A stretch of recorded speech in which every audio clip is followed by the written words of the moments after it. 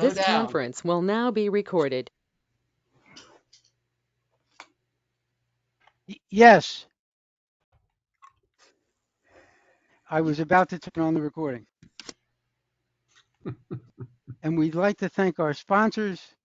No, start over. Start over with the recording. Start over? Yes. Okay.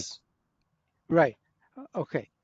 I'd like to welcome everybody. This is the Advanced Prostate Cancer Discussion Group from AnCan. I'm Herb Geller moderating for tonight. And I'd like to thank our sponsors. And Rick, you can include them like Myovant, Bayer, Pfizer, and who else? Janssen, Pfizer, Telix. Yeah.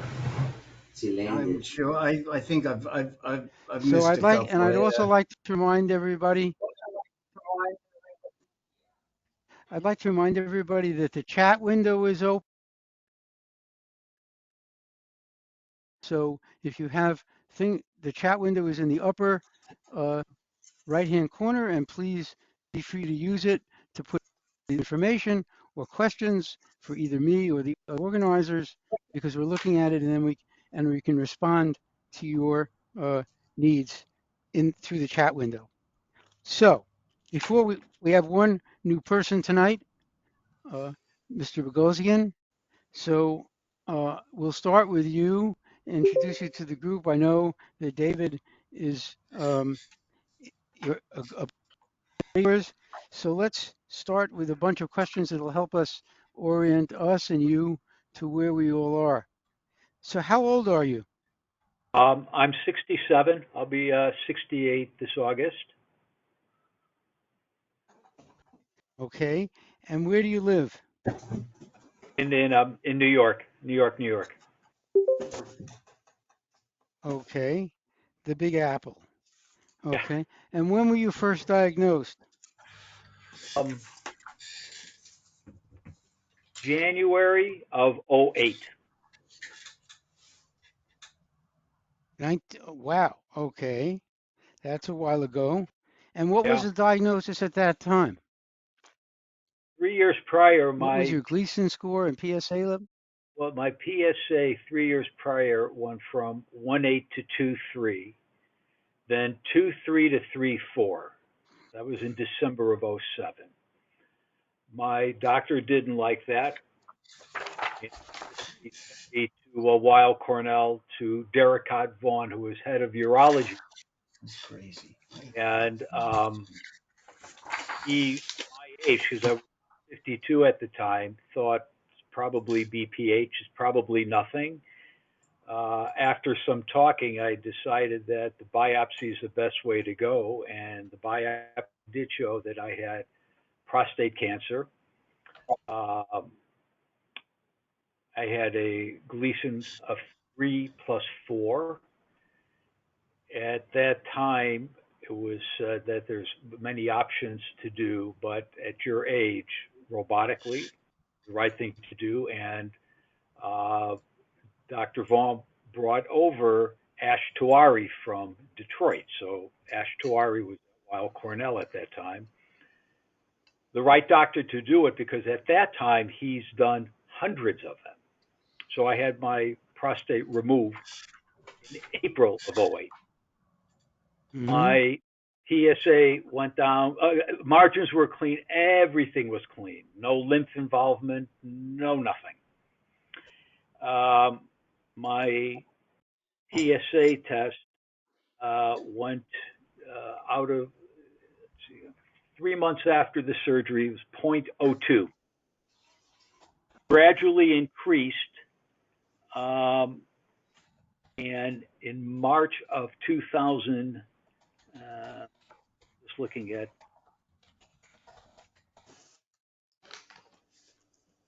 2015, went to a point. Bob, hold on a minute. Yes. Herb, I think we why don't you ask the questions because okay, I'm sorry. We don't have time for month by month. Herb? Okay. So, right. Okay, got it. So, tell us where you are now. I finished my second bout of Tell us radiation what you're. in November. My PSA So what is 1.01 now. Is out of it. PET scans were clean. The only thing that showed up was an MRI Okay. that a 0.2 centimeter on 1.01. the prostate bed. Have you had a PSMA PET scan? Yes, clean in September of And it last was year. clean. Yes, And where are you being treated? Where are at you being treated now? Mount Sinai. And who's your doctor at Mount Sinai? Richard Stocks, my radiation oncologist. Okay. So do you have a medical oncologist I did see Dr. O about a on your year ago team? at Mm-hmm. Mount Sinai.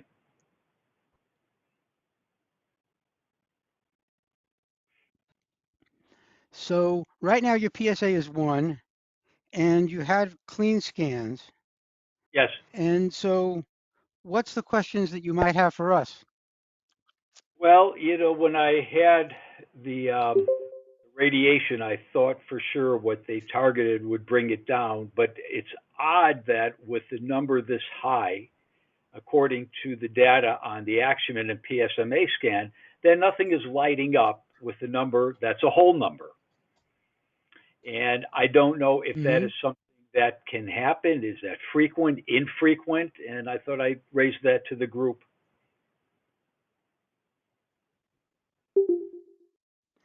So, Bob, what do you So exactly mean the it's question not a is, whole why do you number? have,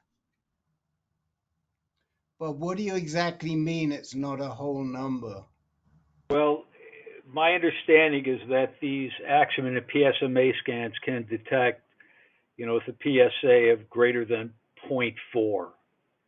And for the many PSMA and Axumin scans that I've had, nothing has lit up. The latest one having a PSA of 1 and still not lighting up.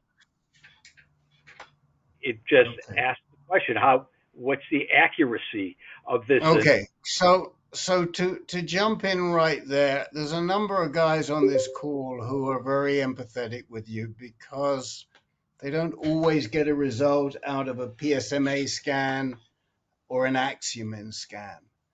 Now, the PSMA scan may be because you're not PSMA avid, meaning you don't produce PSMA. There's about 20% of men, we think. I've seen numbers from anywhere from like 10, 15% to 30%. But there's a number of men who don't produce Right. PSMA, excuse me, which is prostate specific membrane antigen, which is a protein that appears on the surface of the prostate cell. So it's possible you don't produce that. At the same time, Axumin works in a different way, and Axumin should show up, but may not even at 1. You may need up to get to about 1.15, 1.2. The Axumin starts to show up at about 0.85, but we've known men at 1.0. So whatever is generating this response in the climbing of your cancer, your prostate cancer, could yet show up, most likely on an Axumin scan. What drugs are you on right now? Nothing. Okay, so nothing? if it were me and we throw it out to the guys, I'd stay on nothing until I see a result, because it's probably not going to go that far. And I mean, that would be my response. I also think that I'd rather be having a medical oncologist run my care than my radiation oncologist. I mean, I know you have a very strong personal relationship with the radiation oncologist, but keep him in your hip pocket.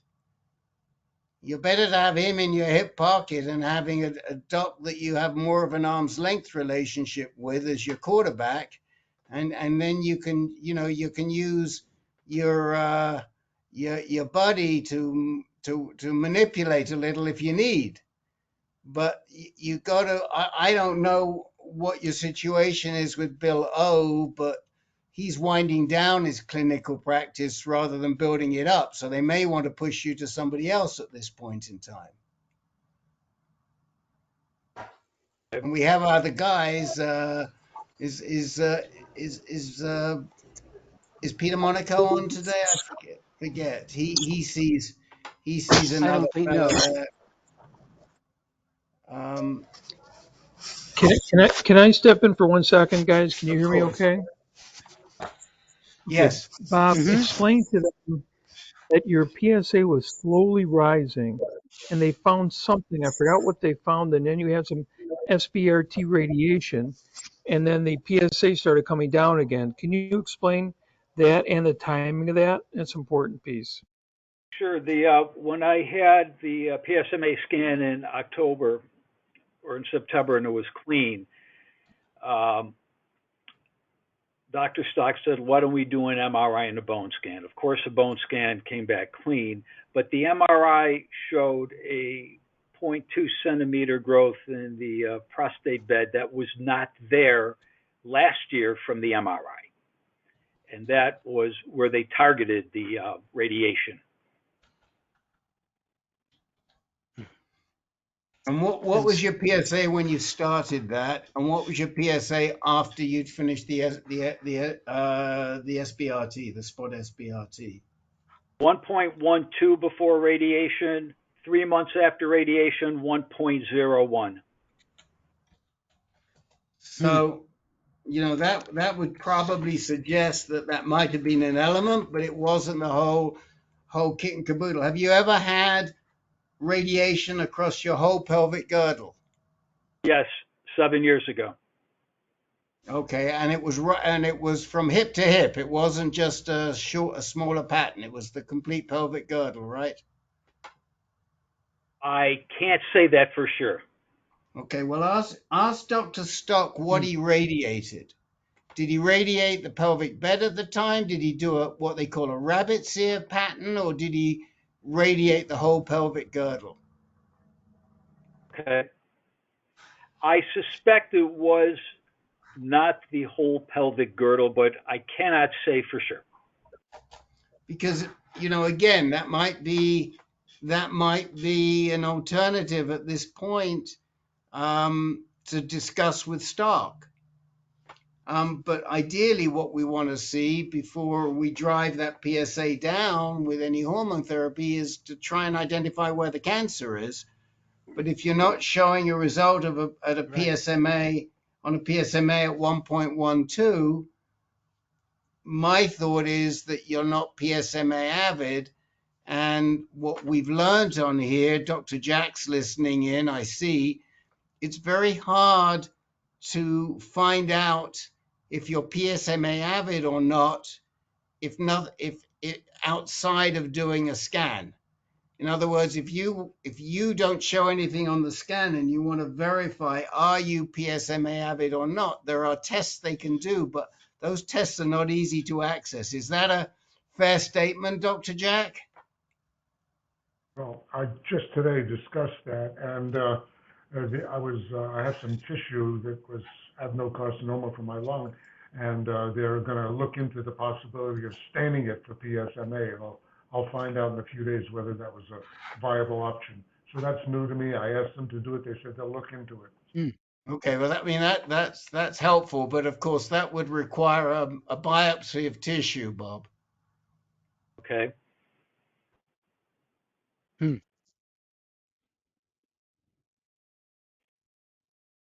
So it would be nice to know where it's coming from before any other systemic therapy. I agree. But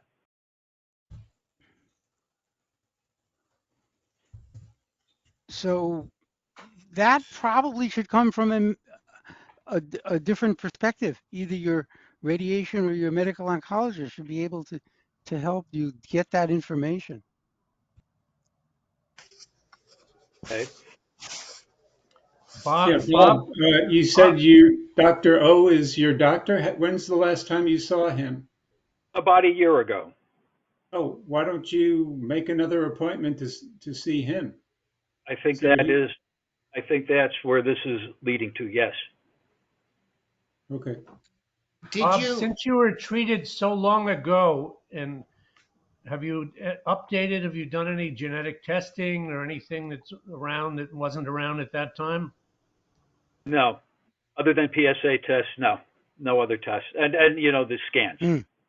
Well, since you were diagnosed at So such a young age, probably, it might not be a bad idea to get a genetic test if they still have the material around to do it, or just well, right. Well, even with a PSA of 1, he could do a liquid biopsy. Maybe. It might show something from FMI. Maybe it's a little low, Herb. It would concern me that there's enough circulating tumor tissue to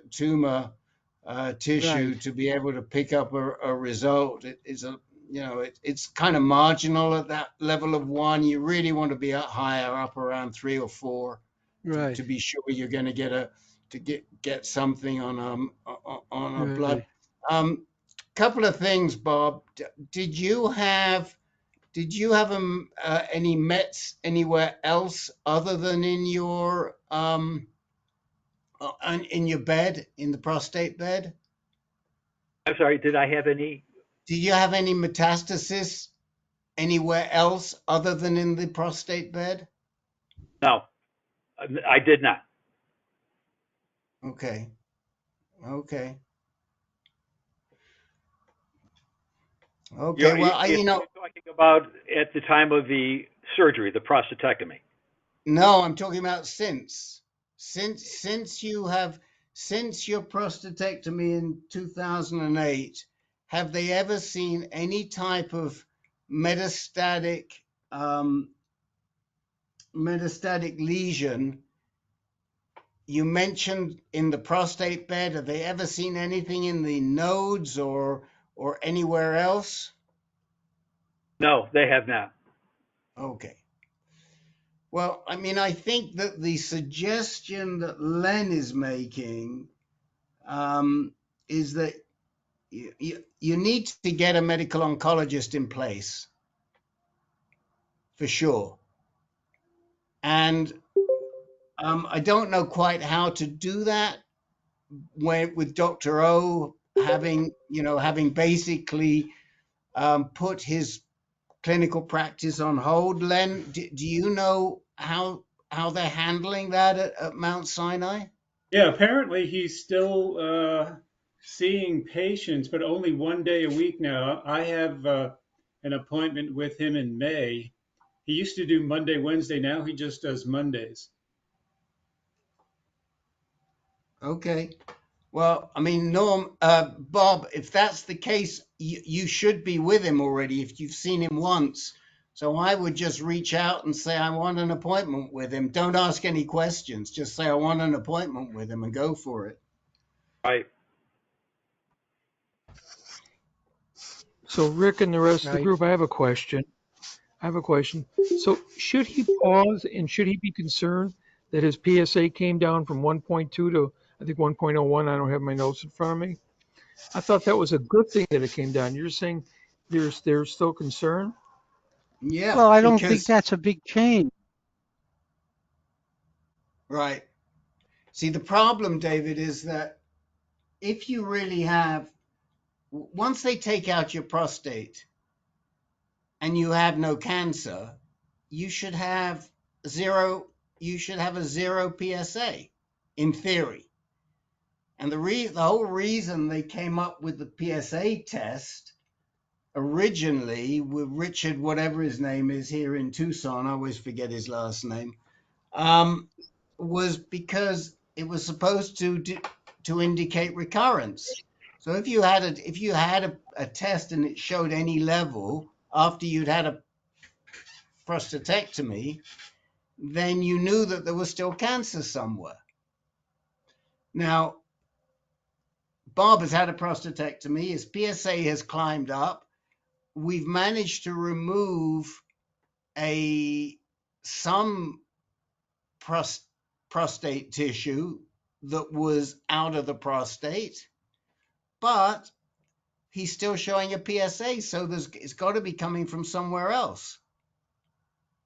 But we don't know where it is, because ideally what we want to see when we've done that spot radiation, if that's the only spot, is your PSA goes all the way back down to less than 0.1. Are you following me? I follow you 100%. But I think if I go back and look at my own PSA, when I had SBRT to my ribs, it took a while for it to come down, and the only thing that really brought it down fast was hormone. Eligard. You're right. It can take time, but when was your radiation to the prostate bed, Robert? This last month concluded on November 14. It concluded on November 14th. So, it could take a little more, but I don't know. I mean, anybody on the call who's had spot radiation? No, I would have thought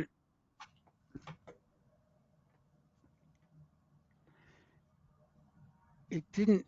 It's hard to say how long it takes. Anybody on the call who's had spot radiation who has experience can relate to that, how they've seen their PSA drop after spot radiation? Who's had spot radiation on the call? Well, I have had Mike Yancey. I didn't really see a PSA drop. Okay. Mike Yancey, you have. Did you see a PSA drop?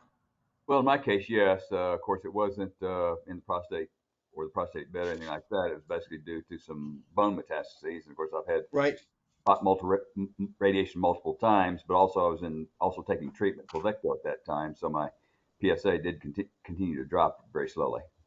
Right. Anyone else who's sticky hand up? This is Joe. Larry Fish. Yeah, Joel speaking, Herb. Yeah, I've had two spot radiations. The first one, the PSA took about 3 months to go down. The second spot radiation took about 6 months for it to go down, and it never went down fully because I started hormone therapy. So basically the same as David Muslin. Okay. Larry Fish. Yeah. I just finished spot radiation to the prostate and spine 2 months, less than 2 months ago. My PSA dropped a little bit, like from 0.07 to 0.05 or something like that, specifically that. I was surprised it didn't drop more. Doctor said, Dr. Audio thought, you have to give it another couple months and she would expect to go down near undetectable. So she said it could take 3 to 6 months. And then we'll decide exactly how effective it was. Okay. So, it could continue. But my feeling is, Bob, that you would have seen more of a drop. If that was the only spot that you were dealing with, you would have seen, maybe it would have gone down to 0.6 or something, and we could see it go the rest of the way. But for it to have gone, tell us again, it was 1.12 and now it's 1.0, did you say? Yes, 1.01. Yeah, I mean, I think Went down that, to 10. I agree with Raj. My first radiation. I'm sorry. First radiation was 0.24. After the radiation, 0.02. Home run. 3 months. There you go. There you go. But there you go. Exactly. You said it, boy. You got it. So So You what know would you what? think? So any more comments about what we might do next?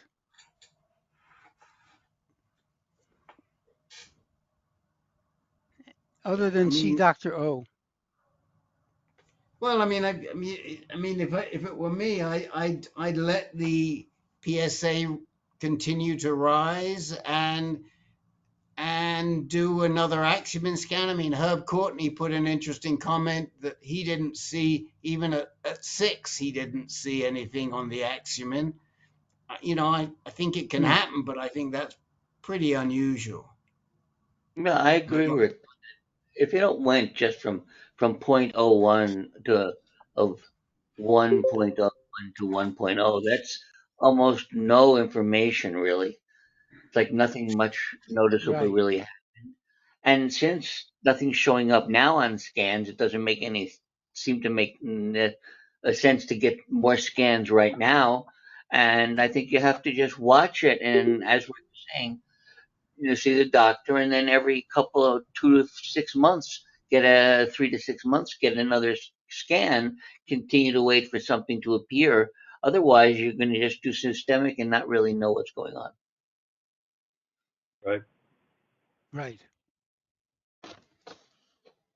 You know, I mean, the other way to go, which a lot of us have done, is, and you can talk about it with Dr. Stock, and you can talk about it with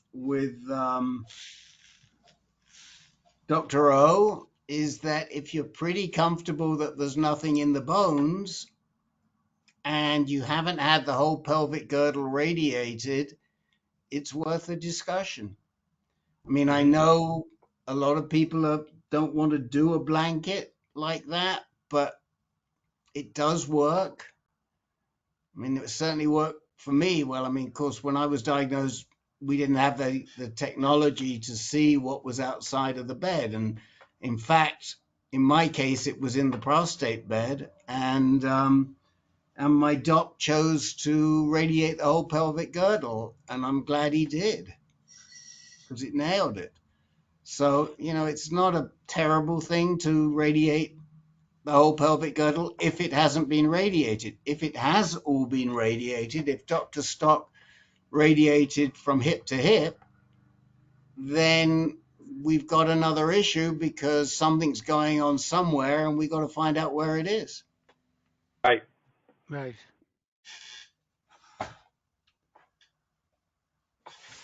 Okay. Are there any more questions we have? I got one quick one. Is it possible that that spot was actually not a metastasis? It was my thought as well.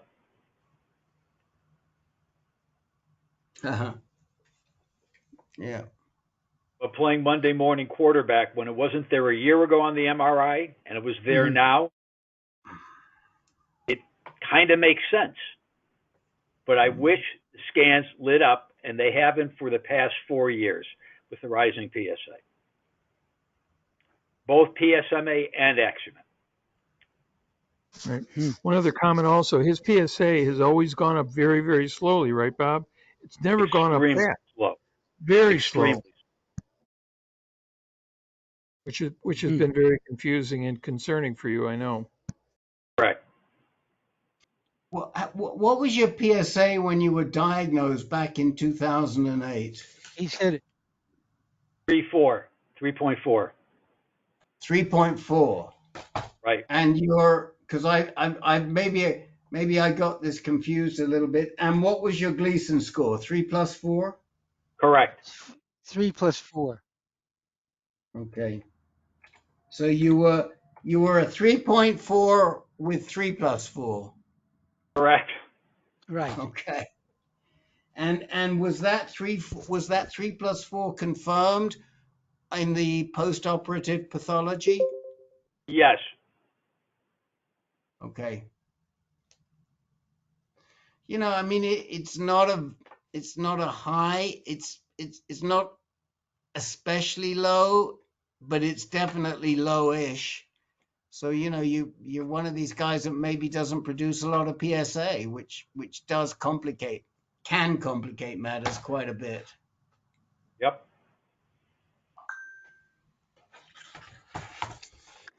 Okay, I think we should move on, unless there are any other questions here. Bob, you have any questions for the Okay. group? No, I want to thank everyone. I do appreciate it. It's yeah, I kind of figure, speaking with David, to go back to Dr. Rowe. Mm-hmm. Okay, so Thank you. Herb, Courtney, tell us what's up.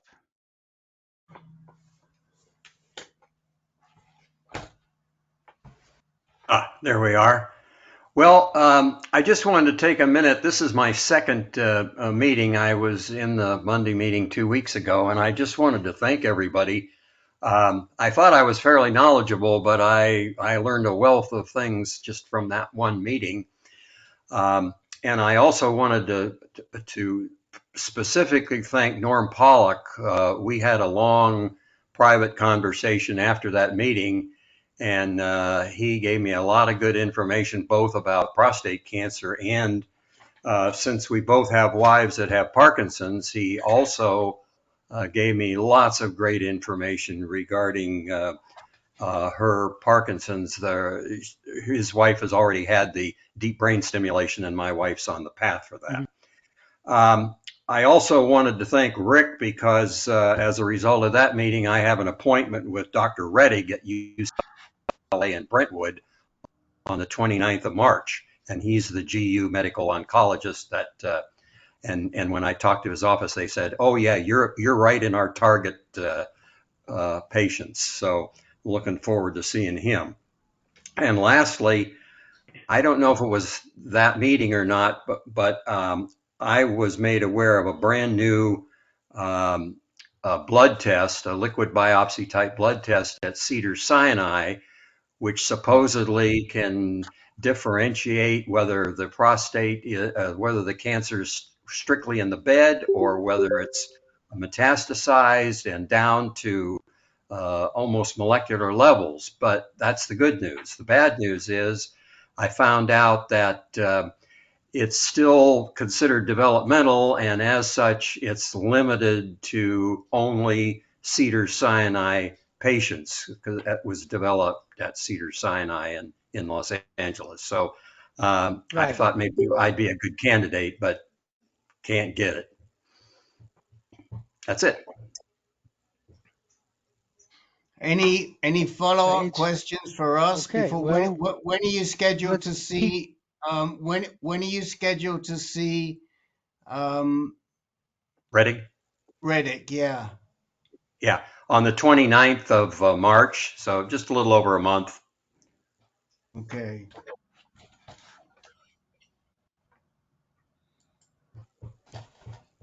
And what's your current PSA? Well, I started back on ADT with Lupron, and after the first shot, it went from 7.9 down to 2, and then I had a second shot, and I go into for another PSA in about 2 weeks. So I'm sure it's going to be under 2. Okay. The ADT always knocks it down, way down. Okay. Right. Did they also measure your serum testosterone or not? Yeah. They do that whenever they do the PSA, because my oncologist is a hematology oncologist. She measures everything under the sun in that blood test, including testosterone, and it's way down. Okay. Good. Okay. Well, thank you for that update. So next, you bet. We'll Thank you, guys. Joel Blanchette. Joel, what's happening? Thank you, Herb. About 3-4 weeks ago, I was on and mentioned that I'd seen Dr. E, and based on the fact that she had seen a 0.9 on my TP53 results, She said there was no urgency in giving me a FDG PET scan because the score was so low. Rick asked you, Herb, to check out my report and see what gives, because nobody had ever heard of that before. Ben Nathanson, a couple of days later, asked me for the report for a different reason, which I sent to him, a Tempest report. And I sent you a copy at the time, and I know that you've been busy and sick and so on. Right. So have you had a chance to take a look at that? I did, and I'm still puzzled by the number. I haven't been able to figure out an interpretation, but I Okay. am going to look at it. You're right. I have been a little bit preoccupied with my own stuff. But let me look again. I will take another heavy duty look. Okay. And my next question is for you also. Hold on, About hold on. Okay, go ahead. Go ahead. Hold on, General. Has anybody else been able to discover what this index is alongside the TP53 and what it means? But as Ben, have you made anything of that? Anybody else found anything about it? Yeah, Rick. I just looked up an email I sent to the mods and organizers. Let's see, it was from January 25th, and there was an article about how to read a genomic testing report. So this is it's only a few sentences I'll read here. It says, I found this is me speaking. I found this to be very helpful in understanding NGS reports. I was wondering if variant allele frequency, which is the number of times the variant is seen divided by the number of times the region was sequenced, can be an important factor in determining whether a particular variant allele frequency is truncal or driver mutation. I remember. So a lower ratio suggests it may be just a passenger mutation. And then I wrote, could this have relevance to Joel's report on the grading of his TP53? Right. So now, can you put that into simple language for everybody on the call then? Well, probably Herb could do a better job than I when it comes to the variant allele frequency. You want to try that, Herb, or should I? So, well, I mean, basically it means that there are different codons in your DNA, different bases that can actually either change the nature of the protein or not. So a variant allele frequency, that means that I mean, we're all different. We all have mutations in all of our genes, and some of them may cause changes in how the protein functions, like TP53, but others make no difference at all.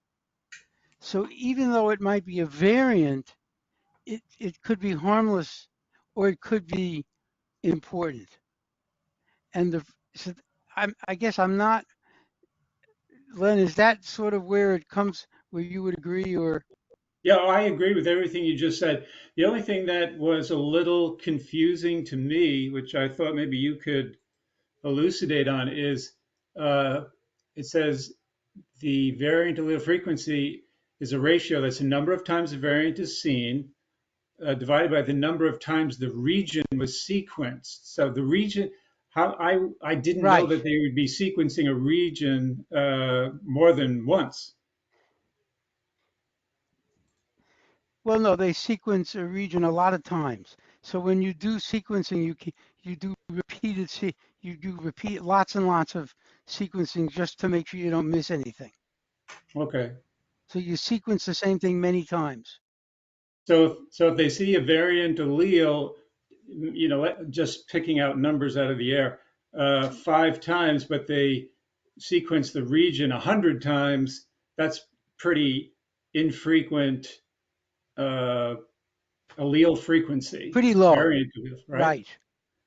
in which case, like they say, it's probably Right. just a passenger mutation, not a driver mutation, by which they mean driver is what's driving your cancer, making it progress. Passenger means, yeah, there's a mutation there, but Right. it's Another, harmless. right, because if you had a high level of allele frequency in one region, chances are it's doing something. Right. So Right. what does that 0.9 mean that was That's what on? I need to learn more about. Rick, let me do some more reading. Len, do you have any idea what that 0.9 meant? No, I do not. I don't know if it was like 0.9 out of 100 or 0.9 out of 1. They didn't, as I recall, they didn't explain that, but I'm sure if Herb reads the paper, I Great. attached the paper, Herb, I can resend it to you. Right. Now, Resend it. Ben, I mean, I guess, I think we Ben, need a little more time to digest this. Yeah. Ben, you were going to say something before, and you put your microphone on and then turned it off. Go ahead.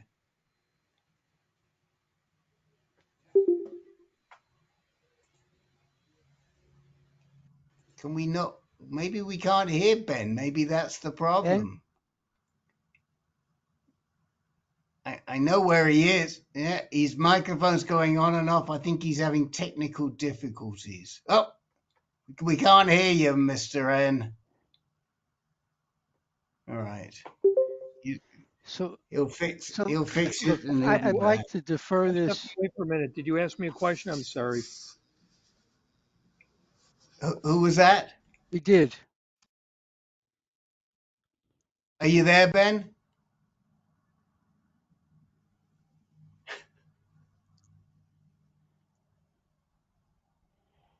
There he There is. he is. So Rick, I let see me him.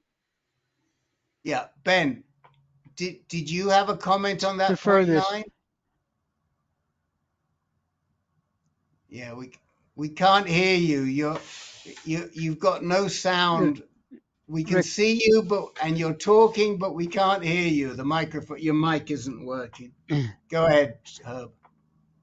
So Rick, let's defer this till next week, and we'll look Fine. into it. Your brain's trust will look more. Thank you. Sorry, Joel. I will take more care of this. Okay.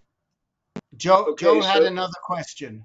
right, my second question is from a couple of Sure. months back, and it was concerning. I had mentioned that I was eating lots of mushrooms, and Herb, you had a very negative opinion of that, and Rick said, "Well, I'll send you some reading material. Please read it and give me another opinion." So again, you may not have had a chance to do that, but have you come up with a different opinion on mushrooms?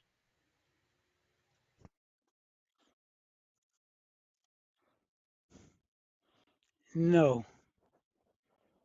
There was an Okay. article in the Washington Post about mushrooms recently,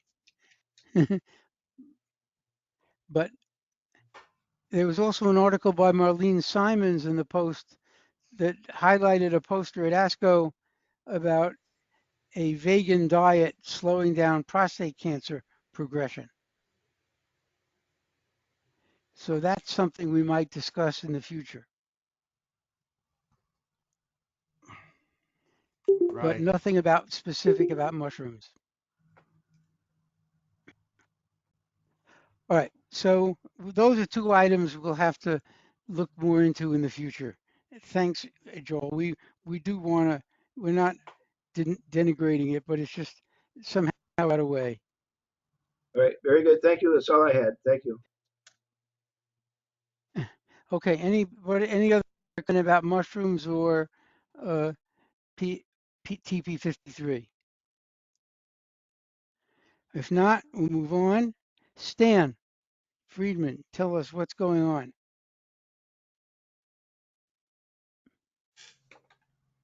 Yeah, thanks very much, Herb.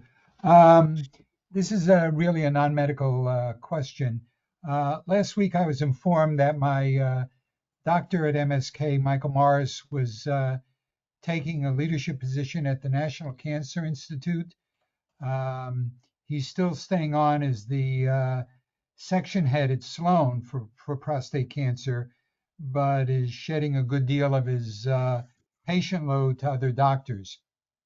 I'm caught up in the transfer, so I've kind of lost my quarterback and was assigned a doctor by the name of Dr. Erin Bange, Bange, as my new GU Medonc. Looking at the CV on the website, she's relatively new to Sloan and not a lot of experience. So I'm kind of uncomfortable with her as my new quarterback. So I may want to transfer to a different MSK doc and wanted to see if any of you are currently treated by MSK in New York City or know of someone you'd recommend. So that's basically it. Can you transfer as the 64? If we can help you, but are they going to bust your chops? Are they going to do an MSK on you and not allow you to? That I don't know, Rick, to tell you the truth. I mean, they can be very formal and starchy at MSK, I found out. Well, we do know that if you have a doc and you're not happy with him and you want to transfer to another one, it's almost impossible. You have to wait That's 3 not years. Yeah. But Rick, he hasn't started yet. Yes, he hasn't has. started with her. Oh, he has Yes, seen her once? Yeah, yes, they basically assigned me one. They basically said, here's your new doc. Right. So as far as they're concerned, when they do that, they've assigned him one, Dr. Jack. That's the problem. Okay. He may not have seen her. I would jump in and say, that's not going to work for you. And if it were me, I probably would ask I would probably for you try Dr. Rathkopf would be my thought. I mean, Len knows her real well and we like her a lot. I mean, she's worked with us for a long time. She knows us. Who else has ideas for other docs at GU Medoncs? Rathkopf was when I did this 2 years ago and did all my research. Rathkopf was the other doctor at MSK along with Morris that were the two exceptional GU Medoncs there.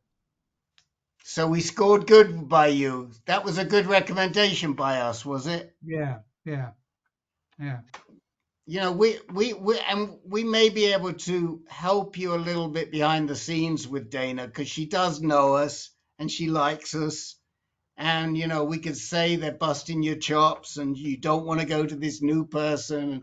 We could see what we could do. But I would say, who else? I mean, I know we're not big on the Romanian. What's his name, Len? Danila. Danila, right. Daniel Danila, yeah. Right. It's funny thing, when I was seeing him, he was considered Morris's protege. I just didn't like his personality. I don't, actually, not only that, I didn't like what his advice was for my treatment. I took your advice, Rick, and I think I did a lot better with your advice. So, yeah, I would not recommend Danila. I felt the same way. He was smart and recommended highly by Scardino, but he was too autocratic, too controlling, too insensitive for me. Yeah. So I still I utilize him, but I like Bilosich a lot more. So let me just say, having spent almost 5 years living in Bucharest, it doesn't surprise me that that was his manner. It's hard to find any Romanian, never mind a GU Medonc, who doesn't come across that way. They're very impressed with themselves, by and large. Right? Excuse me, but I do have the T-shirt for that. So, yes. Any other names for any other name? Well, Larry, what would you say about Dr. Audio? Well, I like her. We have a very good relationship for going towards 5 and 6 years. I really can discuss everything with her, and she takes all the time I need. I don't know if she's the best med onc at Sloan or not. I know she works very closely with Radcliffe. They do research together. Sometimes she's a principal investigator. Sometimes Radcliffe is. I know there are someone else on that group that does doing the research that Sloan is currently doing. So I'm quite happy with her. Sure, I recommend it to a few people who like seeing her, but I don't know that she's like, one of the top docs in the country. For me, she's perfect, but I'm not sure. There's a really good doc there that just came to mind, Stan. Let me see if I can come up with his name. It would be like if I couldn't get Dr. Radcliffe, this is probably who I would go to, but I'm just blanking on his name. I can see his face. I have a list here of the names at Memorial.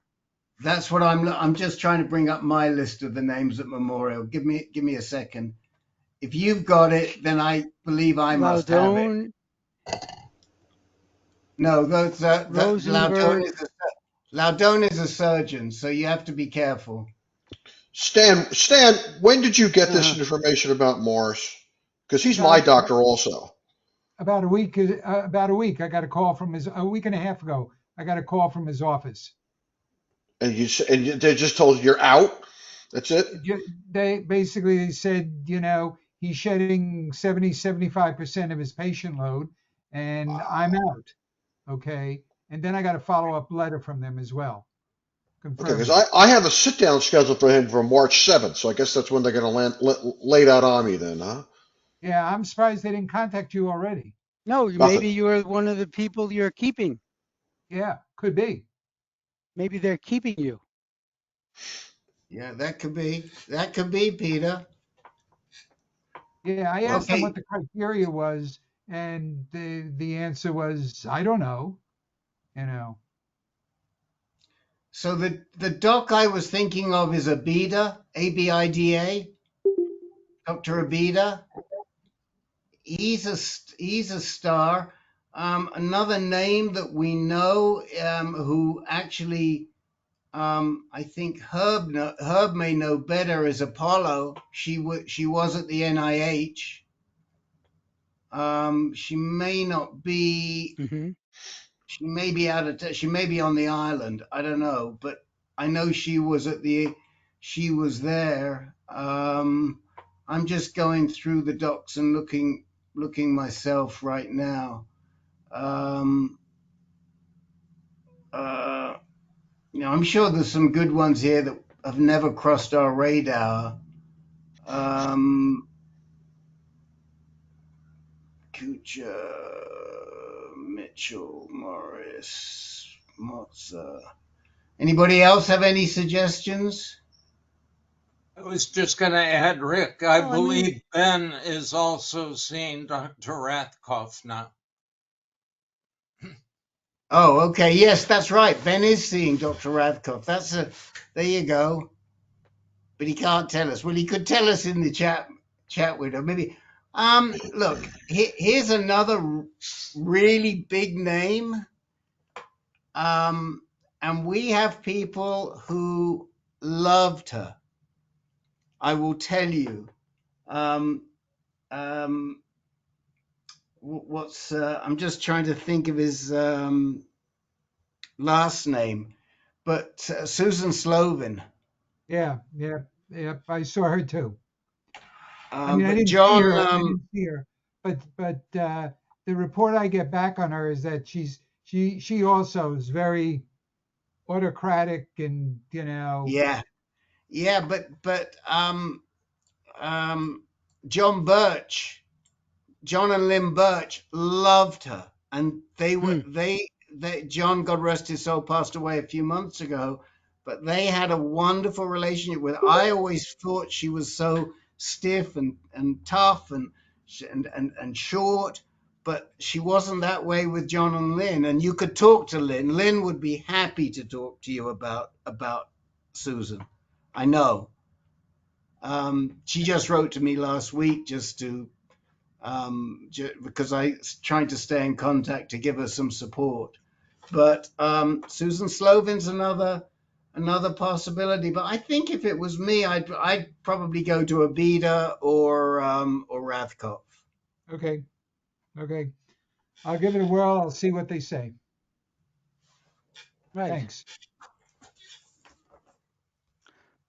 Okay. And Peter, Peter Huck, I would. Yeah. I think I might give him a call and say, "Am I good, or am I going to be looking for a new doc and you forgot to call me?"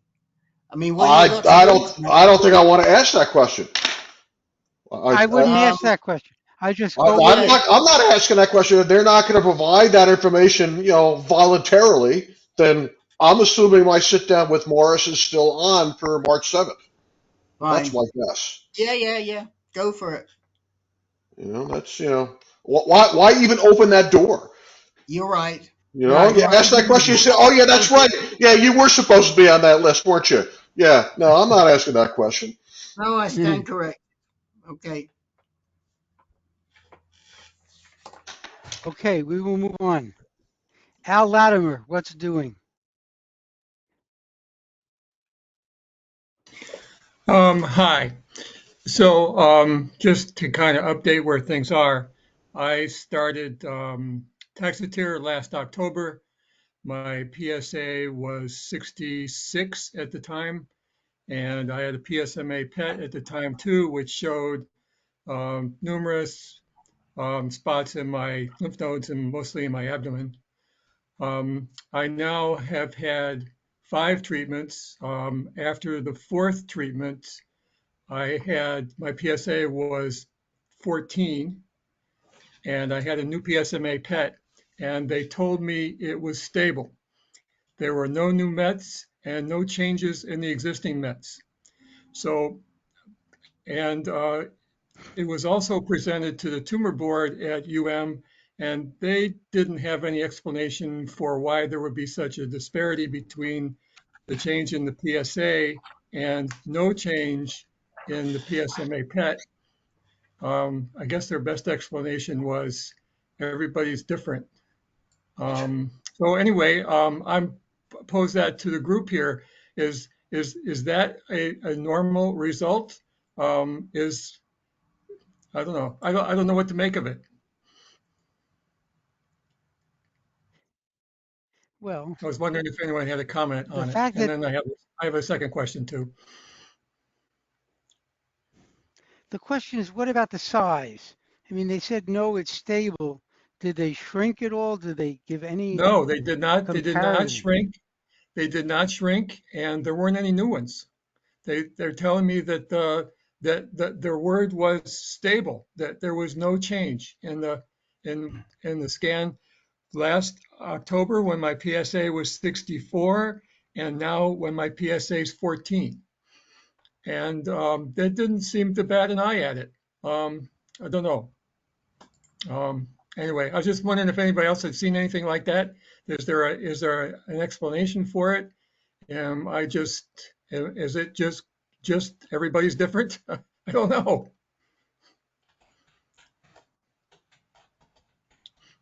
Well, it's certainly good news that my PSA has gone down, and they're telling me that as long as my PSA is going down, they want me to continue additional treatments after number 6. I have number 6 next Tuesday.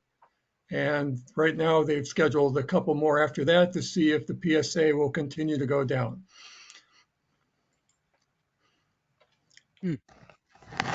I'm halfway through. I think my PSA went 53 to 33. I asked one of the professors, so he's not really a specialist, but he says no correlation necessarily between PSA and what's going on in the scan. So nothing more I can really offer because I don't think he was a particular specialist. He was more of a professor and he didn't have all the information. So I'll have to see what happens. So compare that to my experience with Pluvicto. My Pluvicto, I started with a PSA of 65. My PSA went to 1, and my scan went undetectable.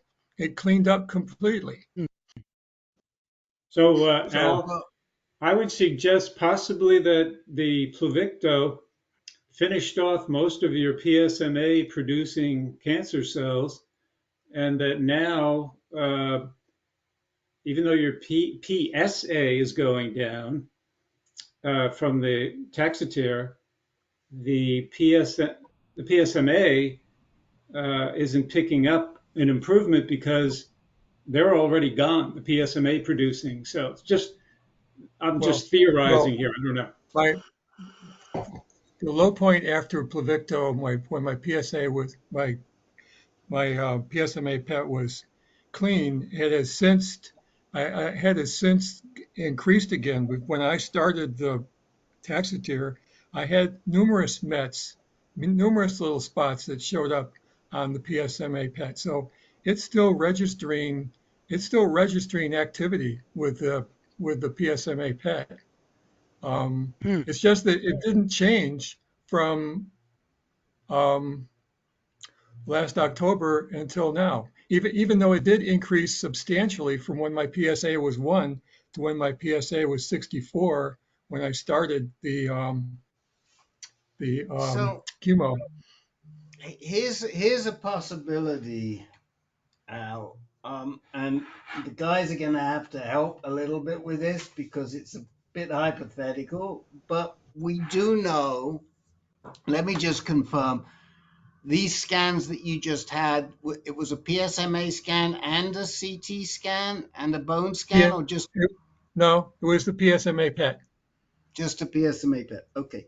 Yes, If that's all. you That's all they do, did, and that's all they did in October also.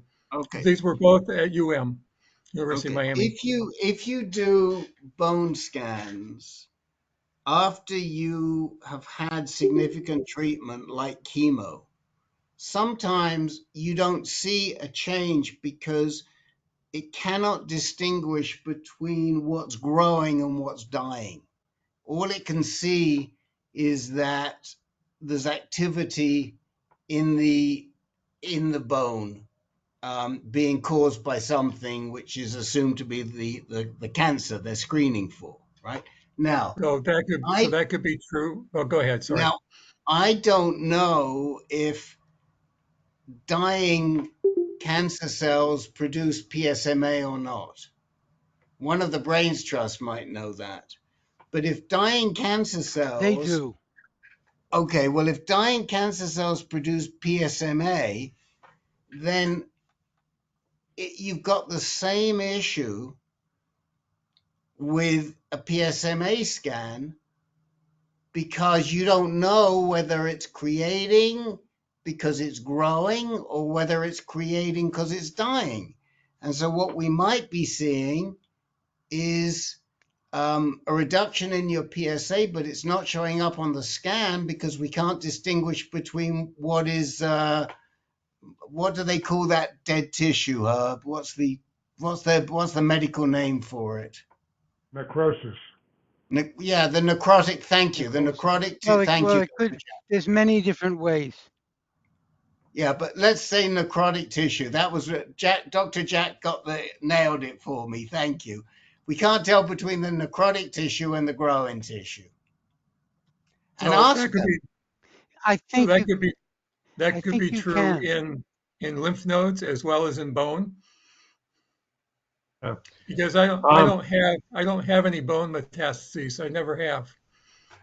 Al, I don't have any bone metastases either.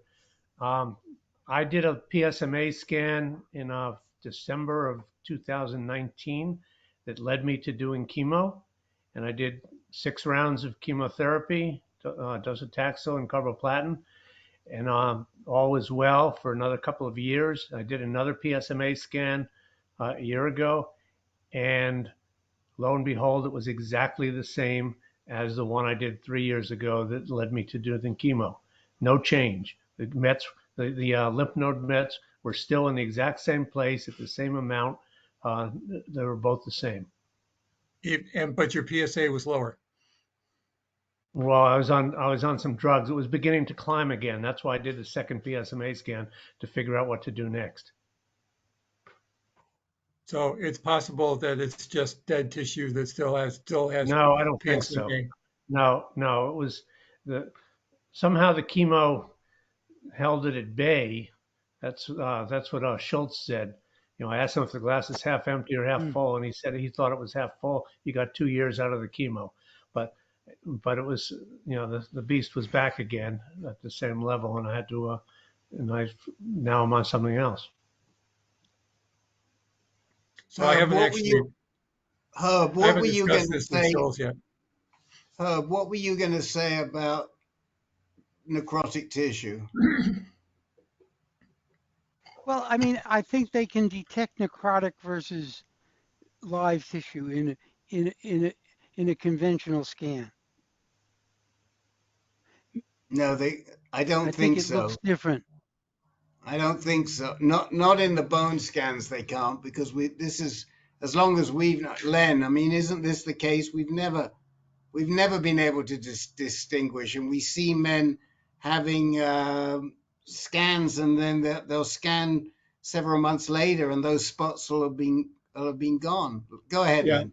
I listened. If you can trust Eugene Kwan, some do, some don't, but he claims that a CT scan, an MRI, or a bone scan, traditional technetium bone scan, they cannot distinguish between live and dead lesions. Because they're not metabolic scans. Right. And I'll just, since we mentioned Gene Kwan, who I happened to see across the way getting a glass of wine, compared to Dr. Sato, who was standing right next to me, putting half and half in his coffee at the same time I was, I think Gene Kwan's going to have a lot on his plate starting in April, because Sato's, who may by some be considered the best clinical trial GU medical oncologist in the country, is moving to Mayo Rochester, which is going to be very, very, very interesting, because as most of you know who have had experience with Kwan treats advanced cancer, and when he wants chemo done, he doesn't refer within Mayo, he refers outside of Mayo. So I said to Dr. Sartor, I hope you're taking a hard hat with you. So he looked at me and I said, I'll just say, I can't name any names, but I said, we're a little skeptical about the way advanced prostate cancer has been handled at Mayo. And he said, I'm taking care of that problem. He said, I'm on top of it. So I said, okay. I said, I guess you understand what I'm saying very well. He said, very well. And we're on top of that already. So I said, okay, but good luck. I mean, I don't see Gene Kwan as being somebody who lies down gently, but who knows? Just saying. So Peter, I think maybe Al, I was going to say, Peter, I think maybe your explanation is correct, that I'm arresting the disease, but it's not going away.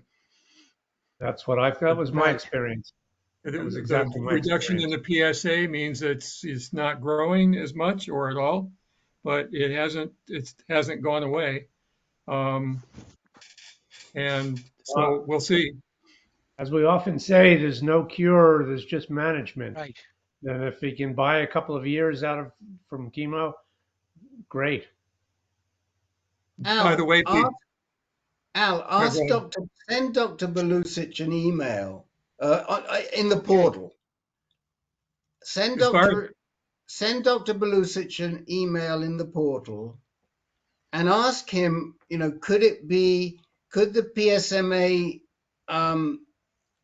highlights equally be from necrotic tissue as they could be from live tissue, live cancer tissue? Ask him and let us know, please. Okay, I will. He was at the tumor board meeting. I didn't hear anything specific from him, but I will send him a note. That's a good idea. Peter, by the way, I bought your ice Right. cap, and look, I still have hair. Yeah, it works. I know. Hmm. Oh, this is after when I 5 got it, I treatments. took my Yeah, good, I'm good, expecting you to good look like show. me when you finish those last 2 chemo treatments. How Right. about Dan Eisner? He seemed to have some hair, and he's been through 5X. I can't see him on my screen anymore, but You can't see me? I'm just I speak up again. He's there. I'm here. I've always had a lot of hair since many, many years ago. Well, on Yeah. Taxotere, I went completely bald on Taxotere. Right. I lost almost everything Yeah. and got off it. There were a lot of side effects. And then I went on to Jeftana, and that did Okay. not Mhm. affect my hair. So my hair is pretty stable. I haven't had a haircut because I don't like going to barber shops, to COVID. So my hair's kind of hippie Okay. long. No, Hippie long. you're doing good. I was wondering if you were using one of those ice caps.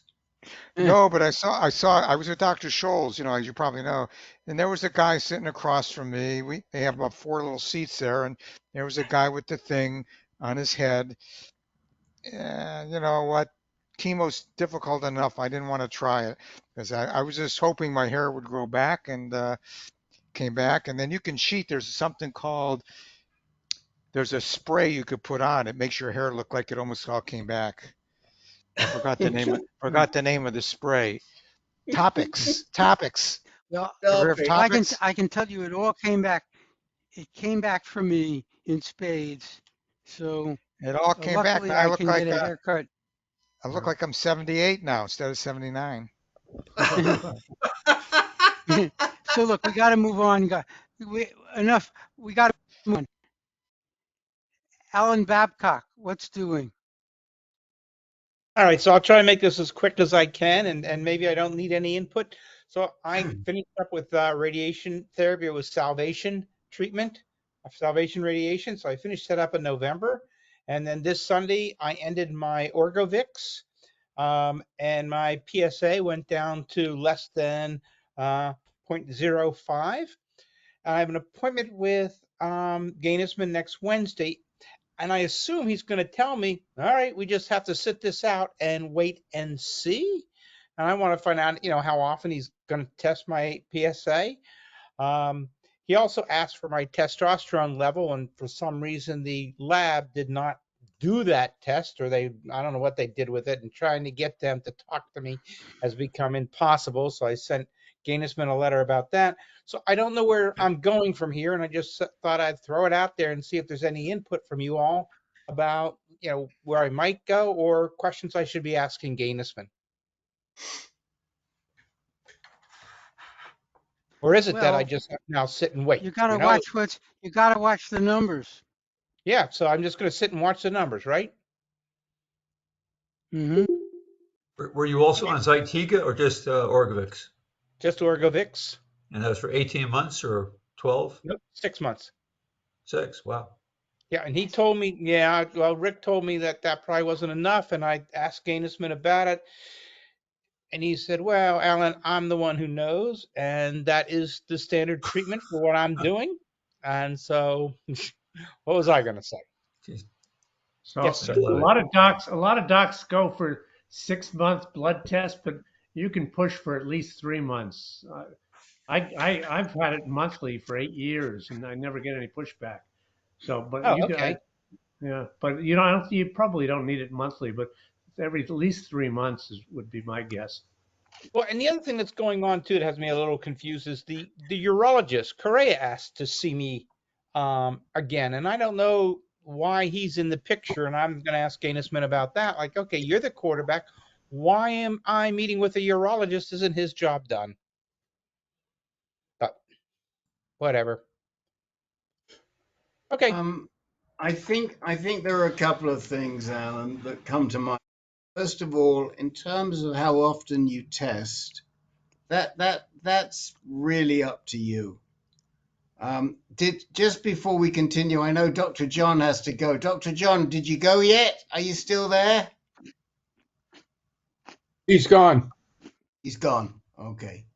Well, Oh, he put a note to everybody in the that's chat too bad. window. So please see the note in the chat window. Oh man. So in terms of how often you test, you can tell him if you want to test monthly, you can test monthly. If you want to test 6 weeks, you can test 6 weeks. If you want to test three months, test 3 months. Me personally, I tested monthly throughout for 28 months. But some people get too anxious with that. They don't want to do it. So I think it's really what you want to deal with. All right. And whatever you do, you know, if he says, well, I'm the doc, you say, well, I'm the patient. And that's what I want. And he'll give it you. Okay? Yeah, he would. Yep. He definitely wasn't giving me ADT for any more than the 3 months. He seemed real firm about 6 months. He seemed real firm about it. See, this is a problem because there is a recent 6-month study. We've seen it. And I know what he's referring to.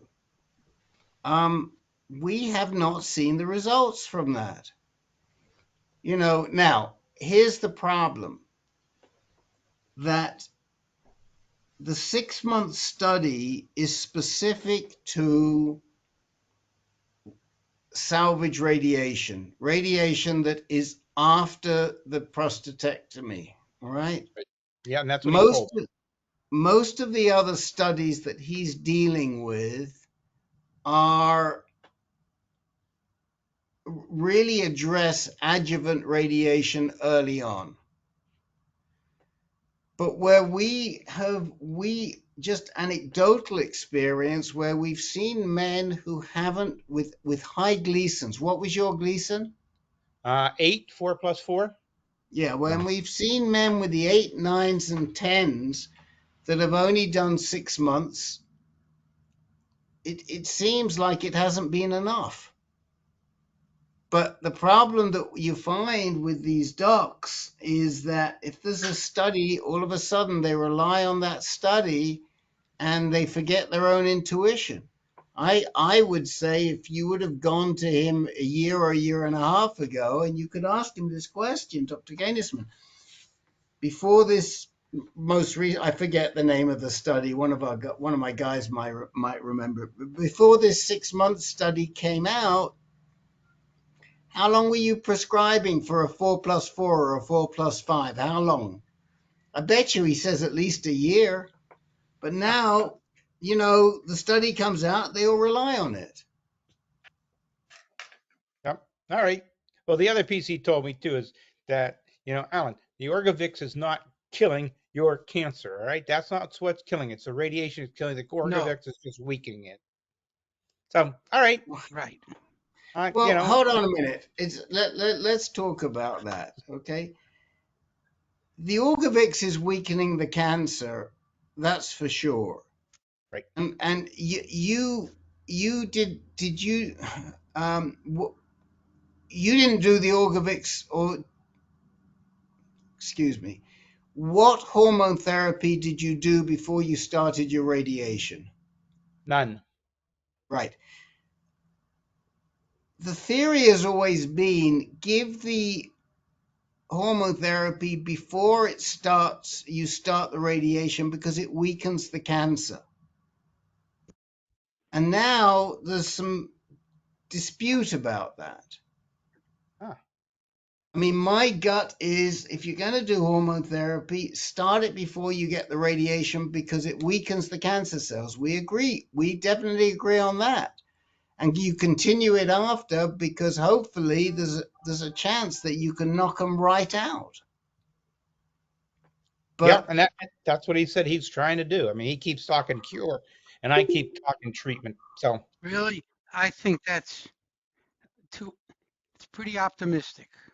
Yeah, I think so too. I know I've got a real problem with them being so optimistic, but I'm going to ask him about that because I'm going to say, hey, I've looked up everything and I don't see anybody talking cure with salvage radiation. So, and here's the numbers I see. So please, do the numbers, I forget what it is. I had it written down here, but it's like, 77% that I'm going to get 6 years out of this salvation. So I'm going to talk to him about that. But yeah, I think he's being way too optimistic. I haven't seen anything about a cure from salvation therapy. And are you doing Aberratero? Are you also doing a second line or not? He's not doing anything. Not doing anything. The Orvix is gone. Orgovix, I'm done with that. And I was done with the radiation back in November. Oh, you're done with the Orgovix?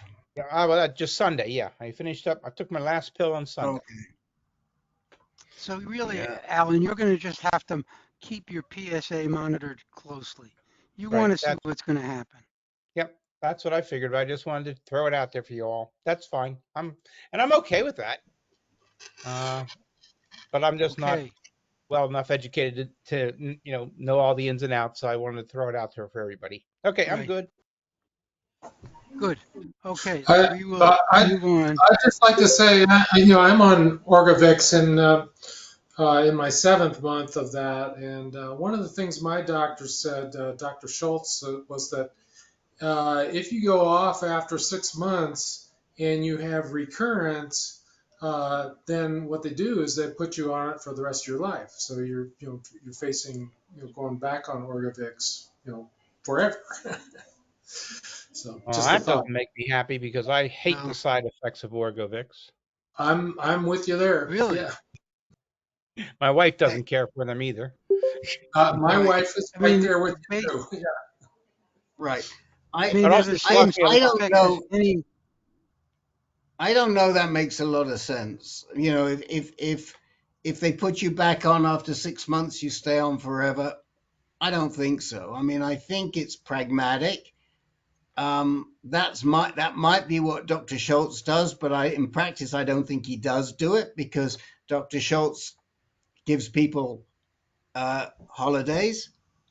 So if he puts you back on and a year from now you consider and your PSA has been less than 0.1 for all that period, can we do? He's going to say yes. So I don't know where. I don't understand that comment. I don't know the context. It doesn't make a lot of sense to me.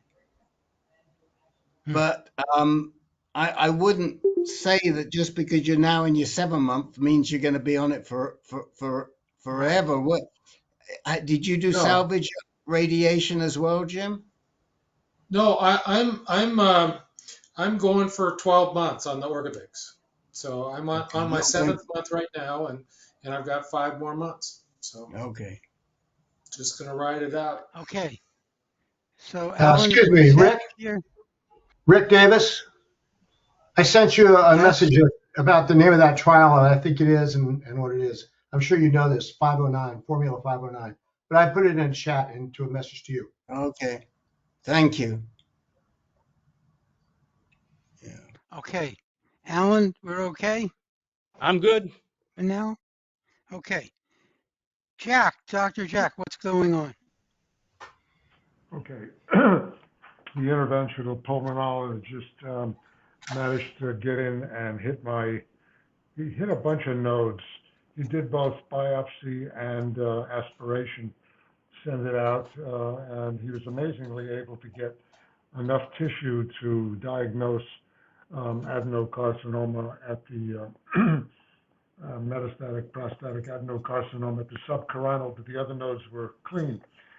He did immunohistochemistry, which I learned a lot from today from my medical oncologist and the interventional pulmonologist about an entity called NKX3.1. Are you all familiar with that?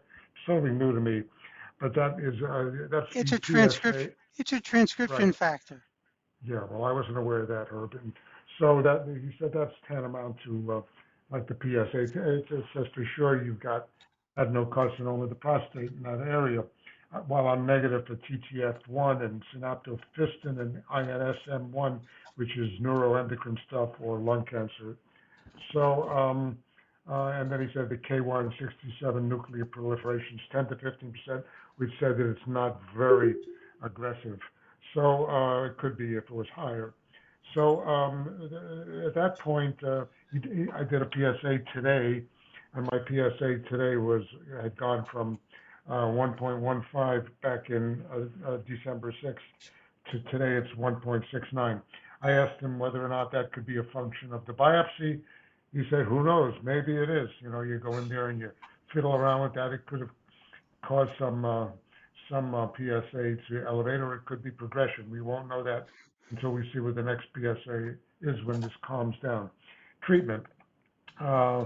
He said, let's get a radiation oncologist in, since that's the only place they've lit up with Axumin in your body. PSMA we searched for. My PSMA still shows nothing, and I may be one of those variants or not, but I'm going to hope I'm not, only because if down the road I would would like to be a candidate if this progresses, which it probably will. It's Pluvicto, which I hear such good things about it. But I'm gonna forego the androgen deprivation therapy at this juncture and go with the SBRT or proton, whatever the oncologist. He said, and we can always go back a couple of years of Ortavix or whatever, but see what happens with PSA purely the SBR about before and see if that makes a difference. I hope it does. One of the issues I've been having is that also Peter Carroll told me and others have told me, let's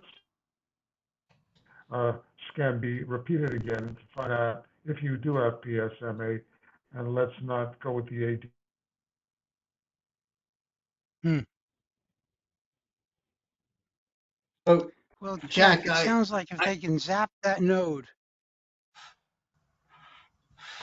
Jack, I missed. Did you say that they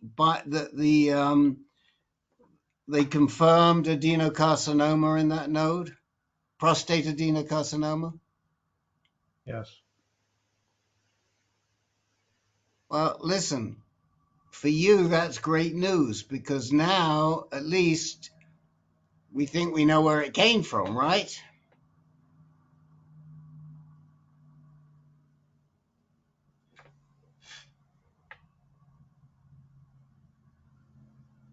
Are you there, Jack?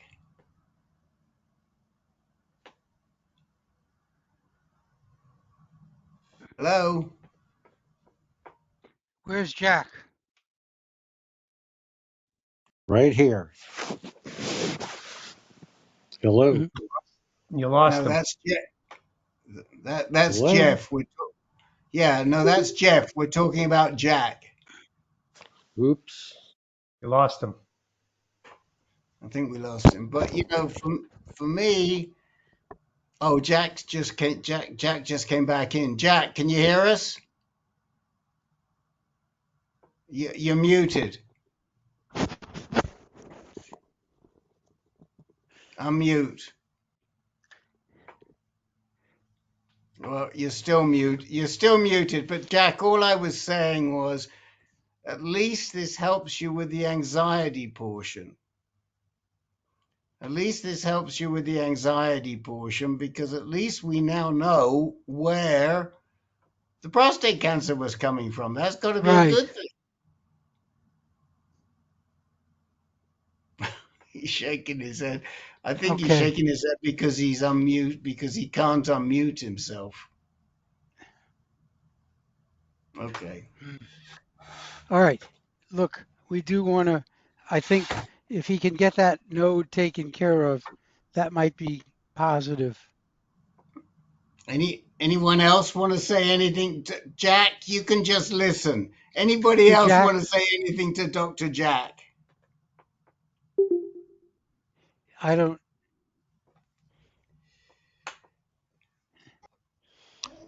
I I agree don't with think so. Rick. I think it's great news for Jack because he's not dealing with a ghost anymore. Right. Right. Exactly. Exactly. Exactly. Okay. I'd like to move on. Jeff Markey, what's doing? Now, Tell us what's up. let's Herb. Should I we think not talk to Jeff yet? we did not, but we've got to deal with Huh? this financial. We've got to deal with this financial assistance issue that we should have dealt with last week, and we want to do it whilst we still got a bunch of guys here. Can anyone hear Right. me now? All right. So all right. I will move on to other people. Am I So back? No, Am I Peter back? Kafka, what? Peter, no, Sounds like Rick wants Jack to is do back. financial stuff. no, Herb, you're not hearing me. You can stay with Jeff. You can Do you want stay to do with the Peter. financial stuff? That's right. I'm sorry, I Why don't you disappeared. now take over and do the financial stuff? Shit. No, it's fine. You just go to the financial stuff as the next thing on your list. Okay. So who would like to contribute to that first? Okay. Last week, go ahead. If you don't want to start it, I'll start it. Can you frame the issue, please? No, you start it. Yes, I'm happy to frame the issue. Drugs are very, very expensive, as we all know. Some people have great insurance, either in their Part D plan or however they pay for their drugs. Maybe they're at the VA. They don't have to worry. Others have a significant financial burden from these specialty drugs that can vary in price from 8,000 or 9,000 to 13,000, depending on who's billing them. Now, we know that many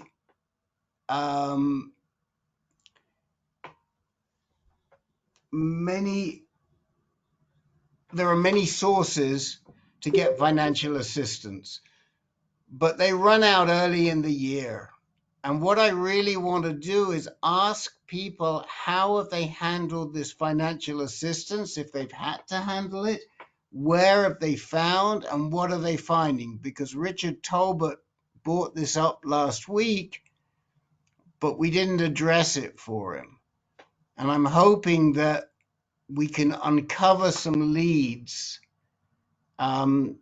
whether it be directly with the pharmaceutical companies, whether it be through patient assistance network, or whatever they are. So I personally haven't had the experience. Fortunately, I've never had to do it. But can anybody speak to finding financial assistance for your drugs? I got Bayer to put me on their patient assistance program for 3 years. They covered my my Nubeca, my darolutamide, every month for 3 years and never went through my insurance. I had to do a financial report. My income's about 85,000, and they didn't blink an eye. They said you're covered every year.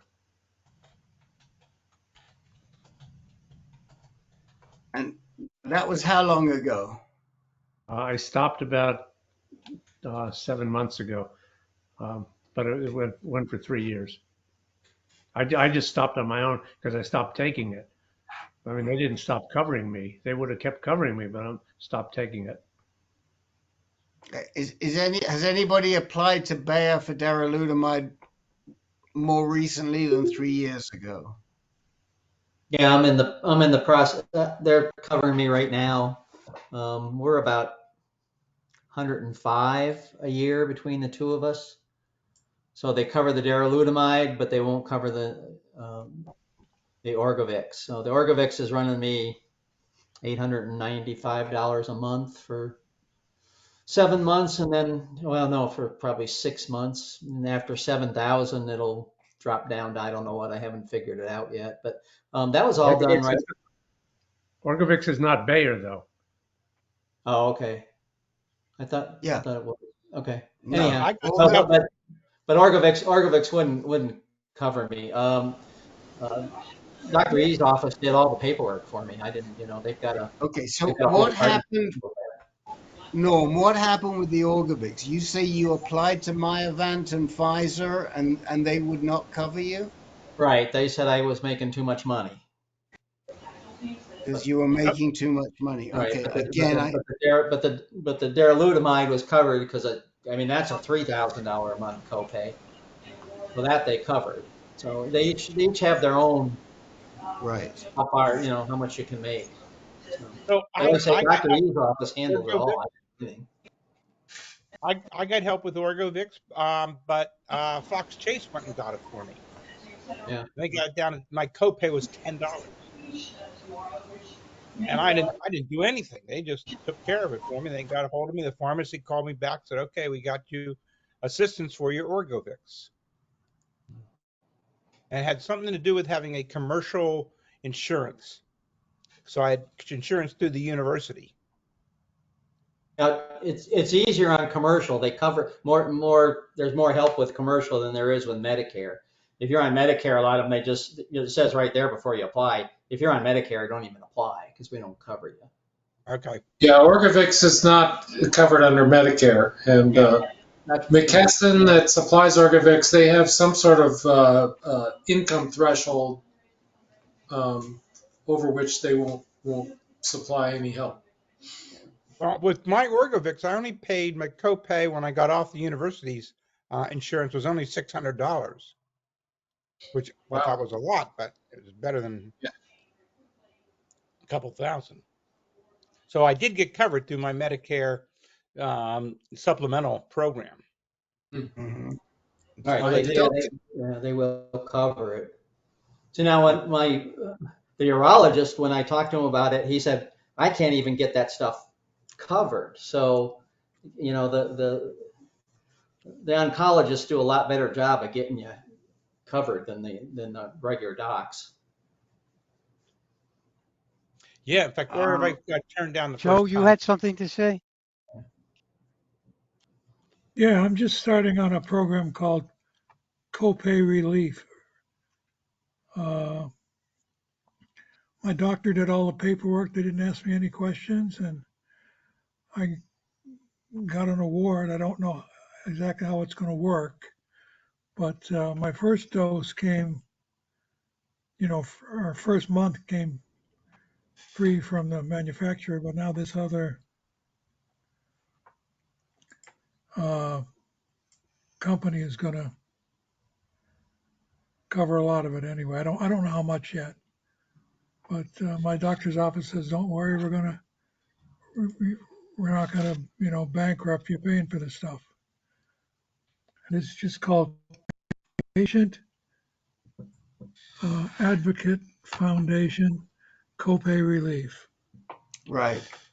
So, Richard, didn't you apply already to Patient Advocate I am on Foundation? Medicare, obviously. Yes, I did, Rick, and I did get a $3,500 copay relief from them, which I just used for my February medication order of Orgovix and Extended. I have both. I have a Medicare, and I also have a Cigna Medicare Advantage plan. And the confusion I'm having in trying to talk to the Cigna people, and they didn't give me. It was just a big rigmarole and not really understanding. With the first order of February, it was $17,100 plus dollars. Medicare or Cigna covered 14,000 of that for both the Orgovix and the Extended.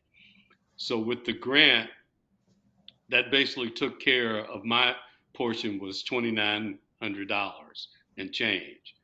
So it's showing now that my copay for Orgovix would be $474 and for Extended $767. So I called Cigna And finally got somebody in the pharmacy department, and she says, now, we have 3 levels, and you're in the catastrophic level, Right. which now says you have a co-insurance for those medications would be either 1035 or 5%. So I say, okay, what is that a 5% of, and who determines the 1035 versus the 5%? And I could never really What? get it. Hold on. What is 1035? Well, that she was saying that with this catastrophic thing, that's a co-insurance, and that's what I don't understand, Rick. Is she No. said that 1035, but I What said, is what is 1035? yes, I'm $10.35? sorry, $10.35. Yes, Okay, thank you. and then the other piece she was saying was 5%, and I said 5% of what? The 474, or the 767, or the 17,000, and I could never get an explanation for that. Okay. Well, first of all, I mean, one of the things I do know with these plans is there's usually a an amount that you pay after which you pay very little, and you Right, get into, as she said, the catastrophic. That I right, do know. right, And usually you finish up having to pay about 4 or 5,000, depending on your plan, sometimes more. But after that, you don't pay. You get it basically for very little. right, So one of the things you should be doing is going back to your Medicare Advantage plan, your terms of service, and looking up under the drug section. I downloaded from my guy as a PDF, and so I have it because I do refer to it during the year and read through, and it will clarify exactly what it is that you have to pay, where it cuts in, and then when you call the pharmacy people, you finish up sometimes guiding them. right. So I always try to read my terms of service, my Advantage healthcare, or is it called terms of service or something? Anybody know what it's called? Benefit plan or something like that. I'll look up with.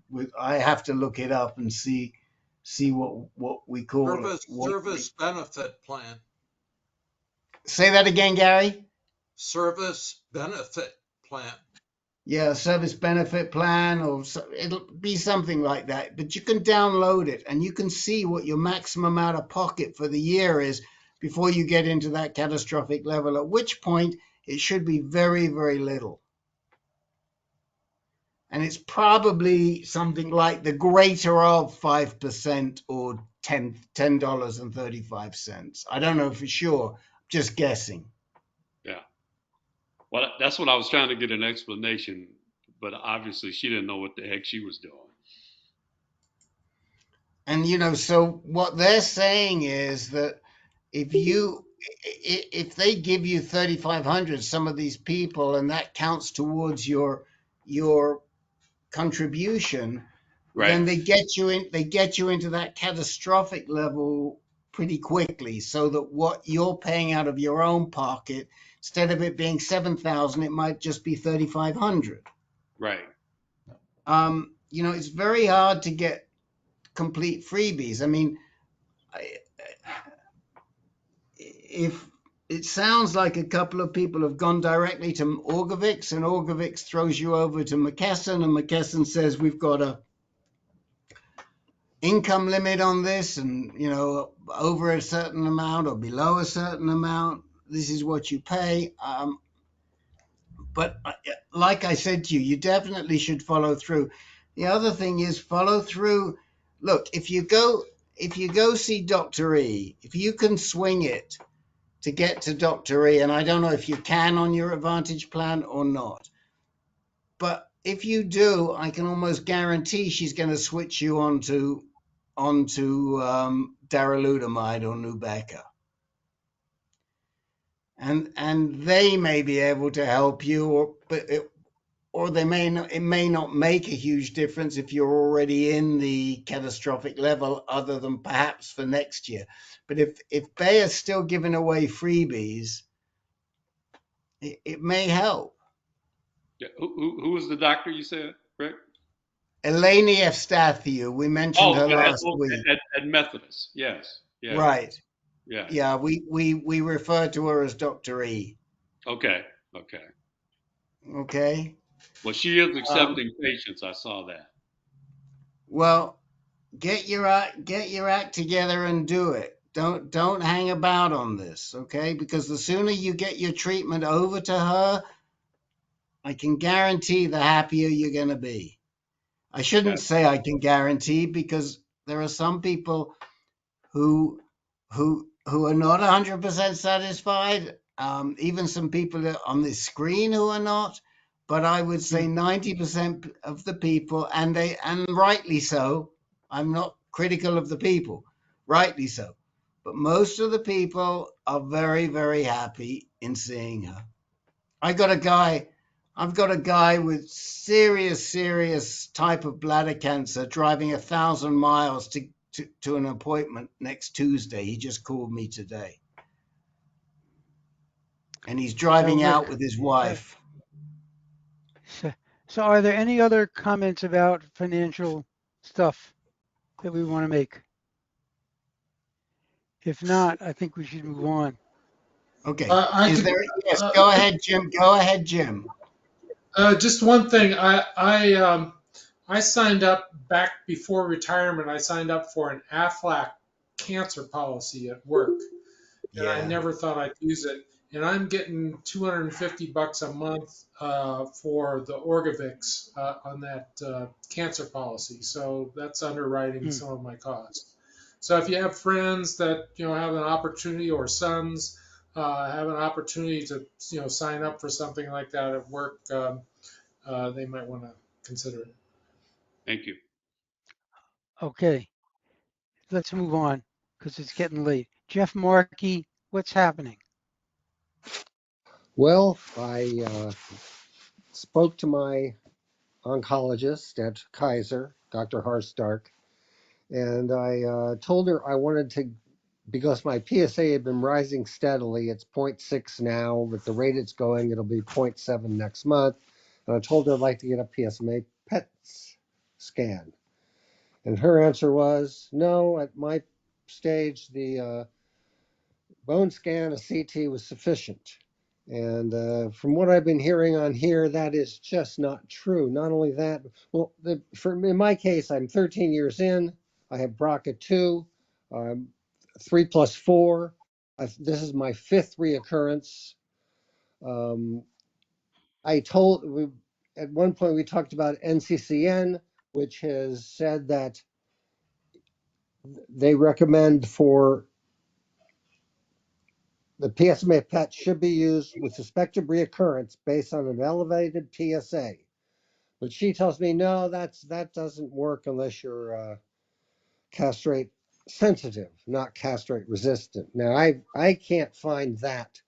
But then on top of that, after finally saying to me, yes, I could get it when I hit 0.7, she goes to the GU-ASCO conference, which Rick also was at, the one where they talked about the 2020 Journal of Clinical Oncology, where they stated, well, the doctor there stated that he recommended against the use of the PSMA PET, that its utility was unclear if you're just having your PSA rising, and which sort of reinforced what she wanted to say, though this is a 2020 report versus a 2022 change by the NCCN, which is then also covered by Medicare.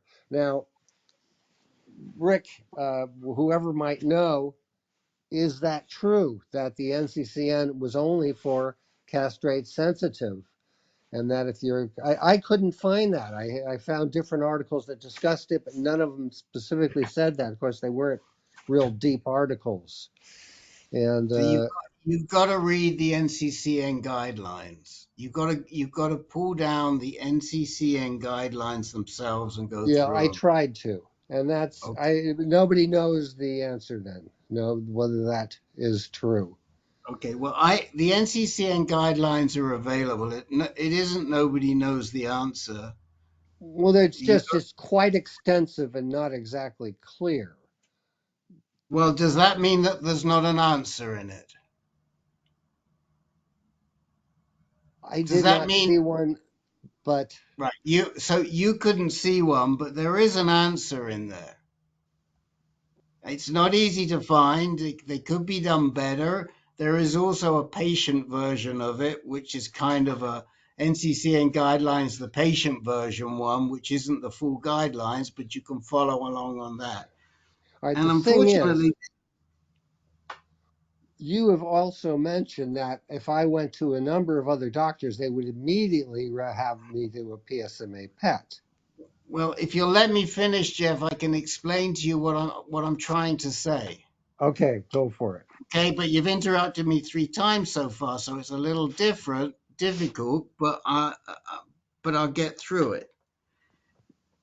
The issue here, as I see it, is that the sensitivity is around whether you're hormone sensitive or whether you're castrate resistant. Now, in your case, you're castrate resistant. And the PSMA scans are usually recommended, and the guidelines recommend them for hormone sensitive. Now, does that make sense? Not really. Because if you'd use it when you're hormone sensitive, why on earth wouldn't you use it when you're castrate resistant? I can't explain that. It doesn't make sense, but it is what the guidelines are. Now, if you went to another doc who was in a system that was not necessarily so controlled as the Kaiser system, because Kaiser generally provides all its own care, you may have a chance in the doc saying, we do need a PSMA scan. But then you've got another issue, which Dr. Hartstock raised. And again, I don't have the answer to this, but I don't think that there's an awful lot of research done on oligometastatic men who are castrate resistant. Because it's generally assumed that by the time you're castrate resistant, you're going to be more than oligometastatic. For those of you who don't know, oligometastatic means less than 4 or maybe less than 5. So the problem is that you're falling in the cracks. And if you were seeing somebody at UCSF or if you were seeing Dr. E, they would probably say, yeah, it makes a lot of sense. But you're not. You're seeing a doctor at Kaiser, and the doctor at Kaiser has to work more within the guidelines. And technically, she's right. Do I agree with that study that she quoted at GU ASCO? I mean, I happened to be in the plenary and I shrugged my shoulders when I heard it. I thought it was rubbish. But the guy referred to it. Hasn't been written up, but he did refer to it. So, I think this is the problem. And we've been trying to encourage you for the longest time. When you get to renew, don't renew with Kaiser.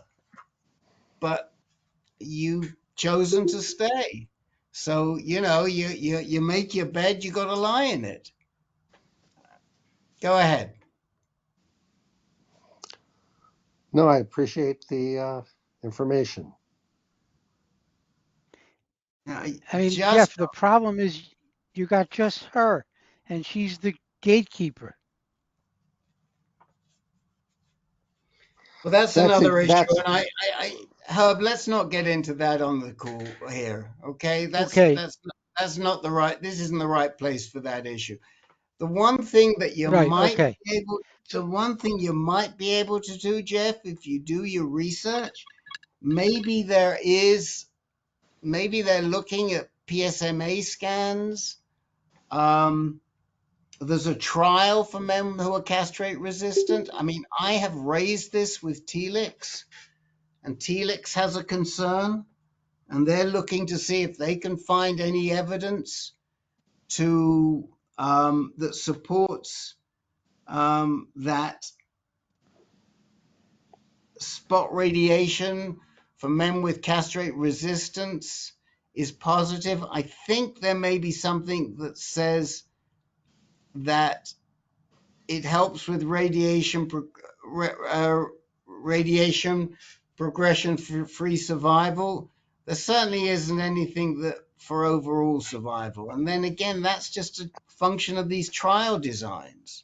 Right. Most of the trial designs don't use overall survival because it's not realistic in the context of prostate cancer. But there may be some trials, Correct. and I'm trying with Telix. Lantheus I've written off. For whatever reason, they don't want to help us this year, and I'm not putting myself out on Lantheus when I have a good relationship with both the people that make the gallium-68. So from my perspective, screw Lantheus. Rick, we do have a few more people I'd like to cover, and it's late. Yeah, well, I'll stay as long as it takes, Herb. Right. I just So, want to make so, sure. I want to so make sure that Jeff is. right. Has anybody else got any ideas for Jeff? Any suggestions for Jeff?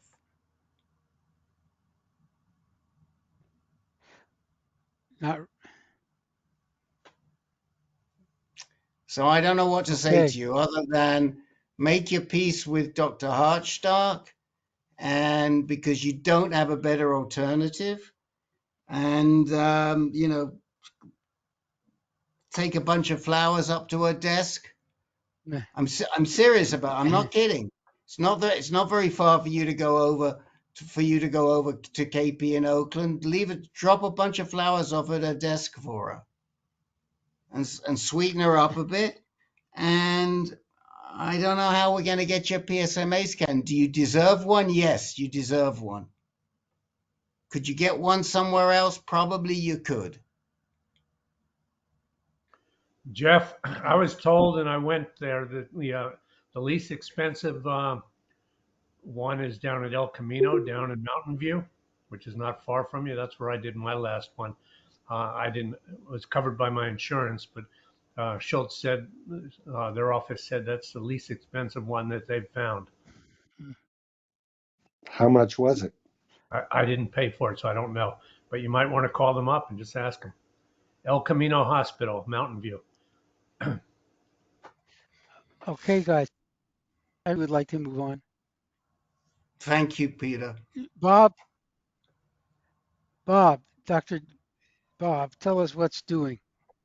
Okay, so real quick, I'm 4 months since my last chemo, and my white count's still low, so I've been testing fairly often. Also, I restarted abiraterone, first at 500 milligrams. Now I'm up to 750. I had to stop it because my bilirubin shot up. So anyway, I'm just wondering how concerned I should be. January 11th, I was 1 month into the abiraterone and my PSA was 0.48.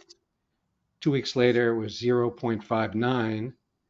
And, the nurse practitioner got back to me from the portal and she's like, this may just be fluctuations. You're testing so often. And if you weren't testing so often, you might not see that. But then 2 weeks later, and I'm at this point, I'm a week on 750 Abby, I'm up to 0.81. So I go this Friday for another blood work, but I'm just wondering if Abby and the chemo is starting to fail me. Just wonder if anyone has any comments or thoughts.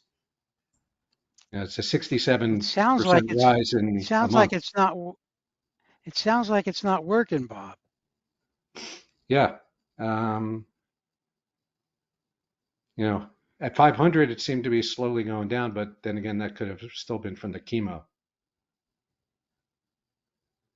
Um, you know, I won't be able to make next week's when I'll have labs coming up, this Friday. So that's why I thought I'd bring this up. But, has anyone done, I've read that if you're on abiraterone with prednisone, that sometimes if you bump up the prednisone or you go to Dex. You could go to Dex and dexamethasone. it might help. It might actually help. Supposedly moving to Dex could make a difference. Yeah. The whole idea was if my labs on this coming Friday look good, then I'd be going to full dose of abiraterone. So, Bob, how long have you been on Abby? I started Abby about the 10th of December at half dose. Again, because I had problems early on with the bilirubin. And then Is the bilirubin coming down? the problems I had with bilirubin was right before I started chemo. So they took me off of Abby through the chemo because they were concerned, chemo being hard enough on the liver. Right. So I restarted the abiraterone about 2 months after the last chemo. Like I said, half dose. Now I'm up to 3/4. The bilirubin's been okay. I was on Abby for just 3 months years ago, and the first 2 monthly checks of my PSA, it was going up. Okay. And like you just mentioned, my doctor said, well, that's not that unusual. Sometimes you see a little bit of a spike with Abby, and then it'll go down. And then sure enough, the next 2 times it did go down. The PSA did go down. So maybe hang in there a little longer just to make sure, that it might still be working. Yeah, I mean, I'm not ready to give up, but it's a little disconcerting. Yeah. Bob, this is Jim Marshall. I've been on just the 3 pills for close to 5 years.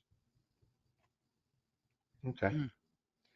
Yeah, I mean, they'd like me to be on the full dose as long as my bilirubin, all my other liver enzymes are fine. So. What was the ARV7 didn't work with Abby or with enzalutamide? Which one did it stop? It's Enza. It's Enza. I believe. Are there any markers that we know of that interfere with Abby? Well, yeah, I mean, you can have, for me, for example, my receptor changed under Abby so that it became sensitive to prednisone. So it puts pressure on so that prednisone now can activate the receptor. Yeah, I mean, from the biomarkers I have are, AR, MLH1, and PMS2. And I've got the MSI high mutational tumor burden, but I don't know if any of those really matter when it comes to, and again, maybe it's just a matter of too much testing and not enough time. Well, a couple of things. I mean, the fact that you have MLH1 and MSI high, as Peter will tell you, could be very helpful down the road. Oh, I know. Yeah. MLH1. I mean, Peter's not MLH1, but he's in that family. He's in the family. So you guys are. I have all the markers for Keytruda, but my doc wants to wait until I need it. And I got a second opinion at Fox Chase and with Dr. Geinesman, and he was even more adamant to, wait until you need it.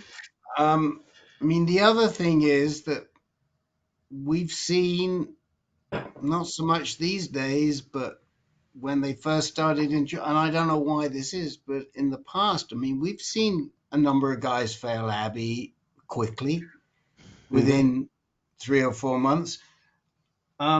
There's a chance that you won't fail one of the one of the IDEs, one of the Right. androgen receptor blockers. So, and I don't know, I suspect it's not going to affect your bilirubin the same way because it's not, I don't think it's No. processed through the liver the way that the Right. that the abiraterone is. Right. I know some of the So, lutamides can lower your white count, and I'm already a bit low on the white count. So, and I've been tolerating abiraterone pretty well. So, you know, that's why I'm hoping it'll last. But maybe going to the dexamethasone, giving that a shot if indeed it's keeps going up. Len, don't we have that paper on the dexamethasone? Yes. Yeah. Yeah, no, I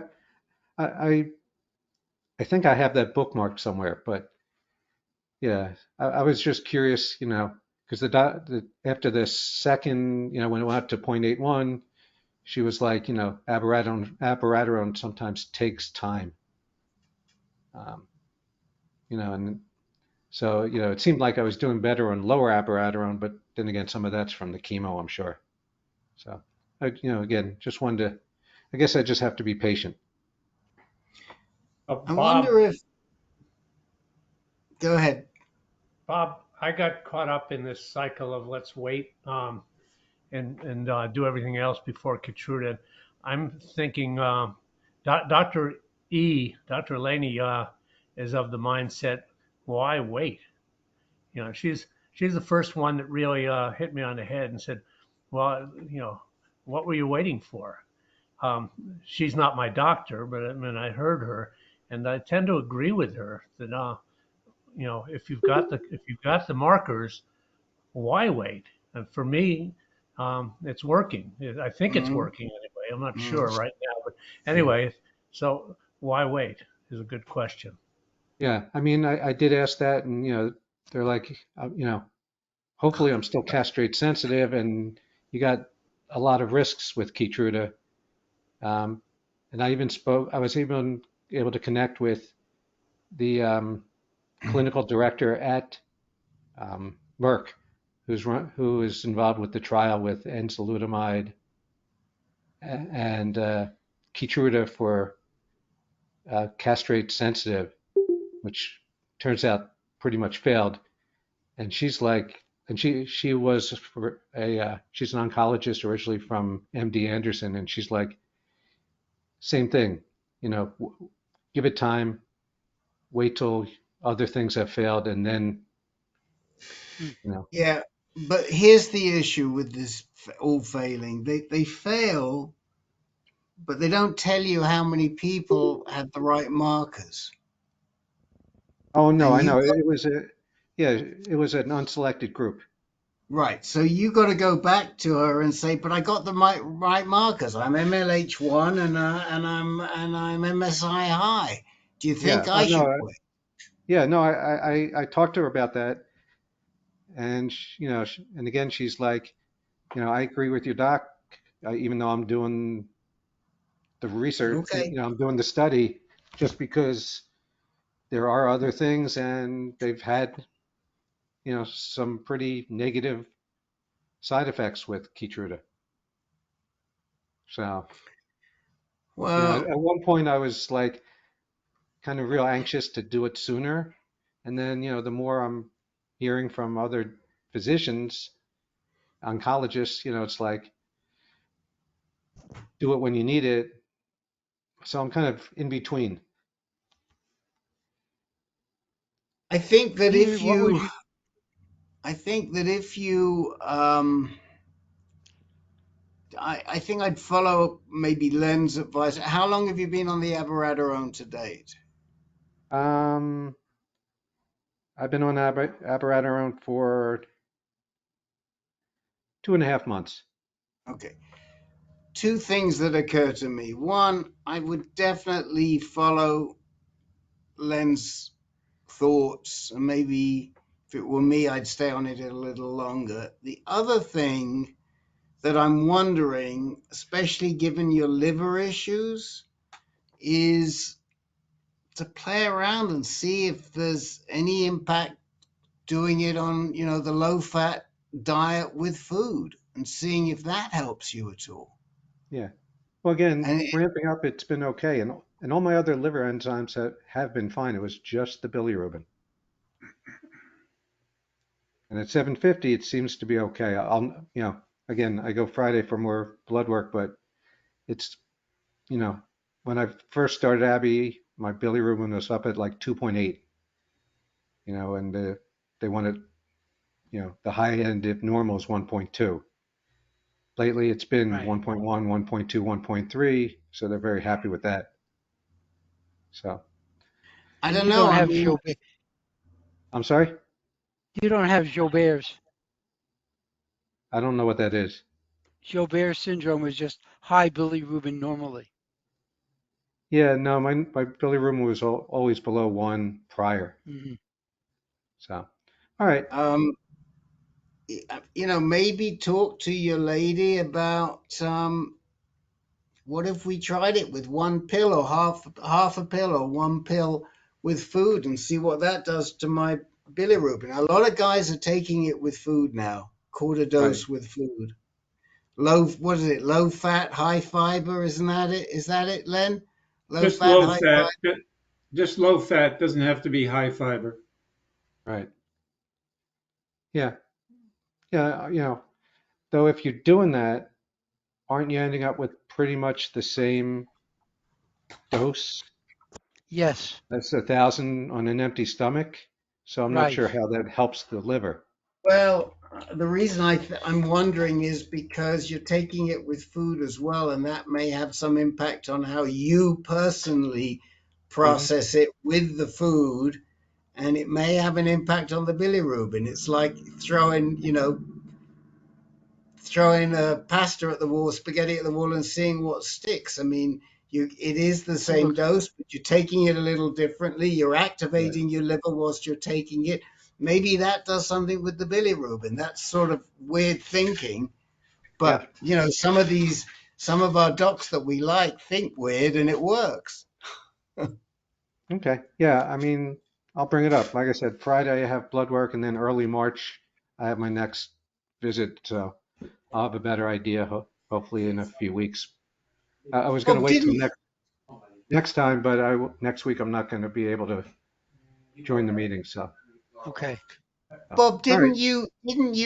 didn't you get financial assistance or apply for financial assistance at one point?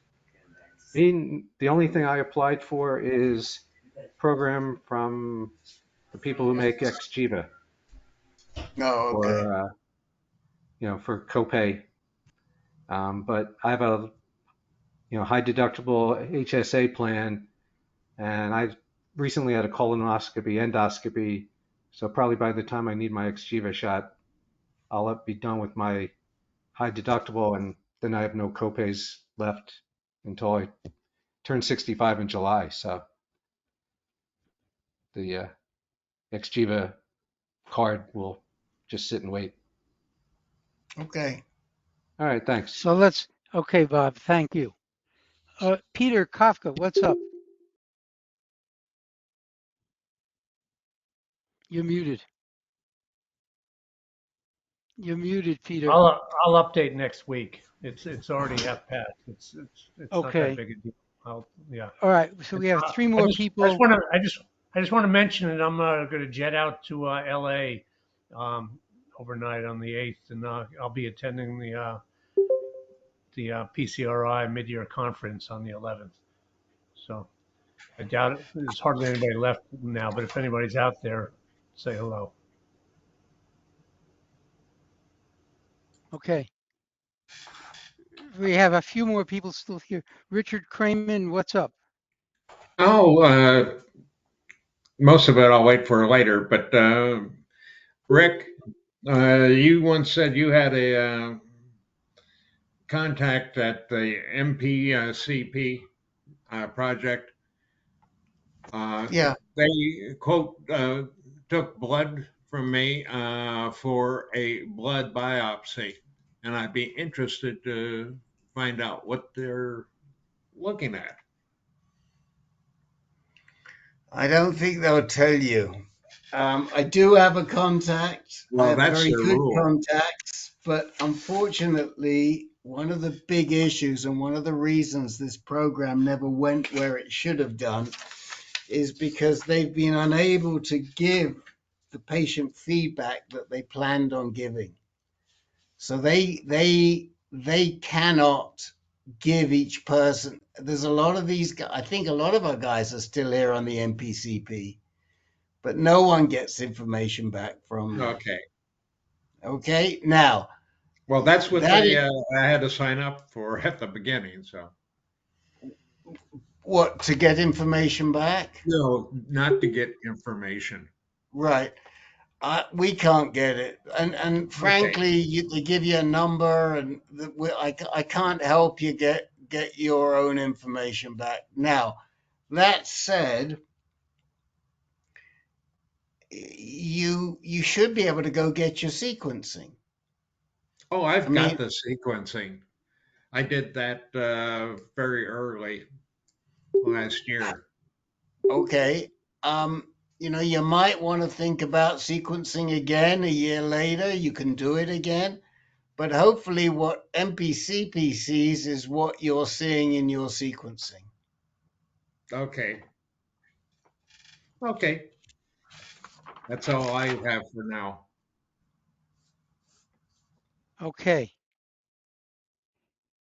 Next, Richard Tolbert, did we deal with your issues?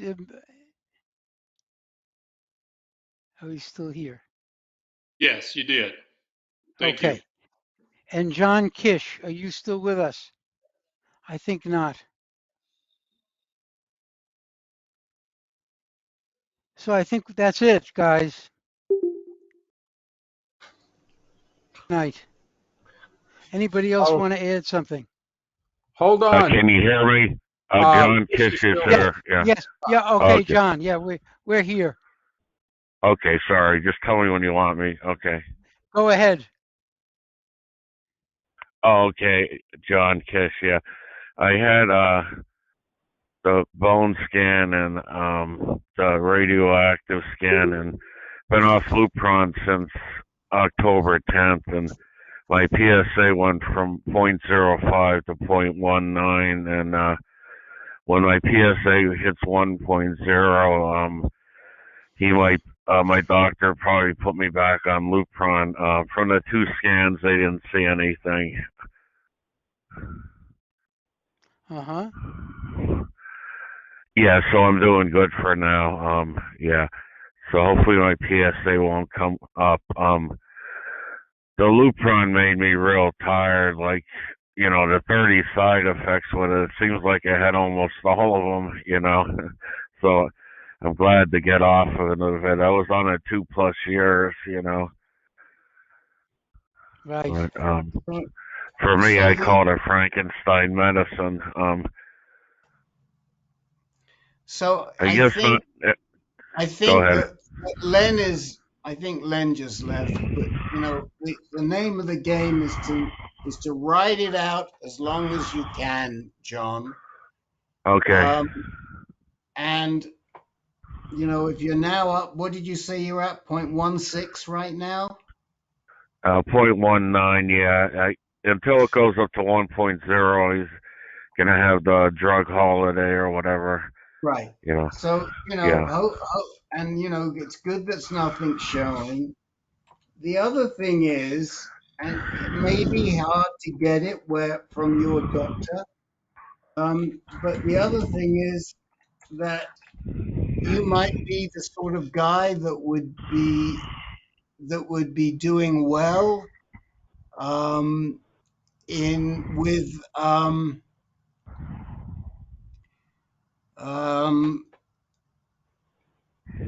darolutamide.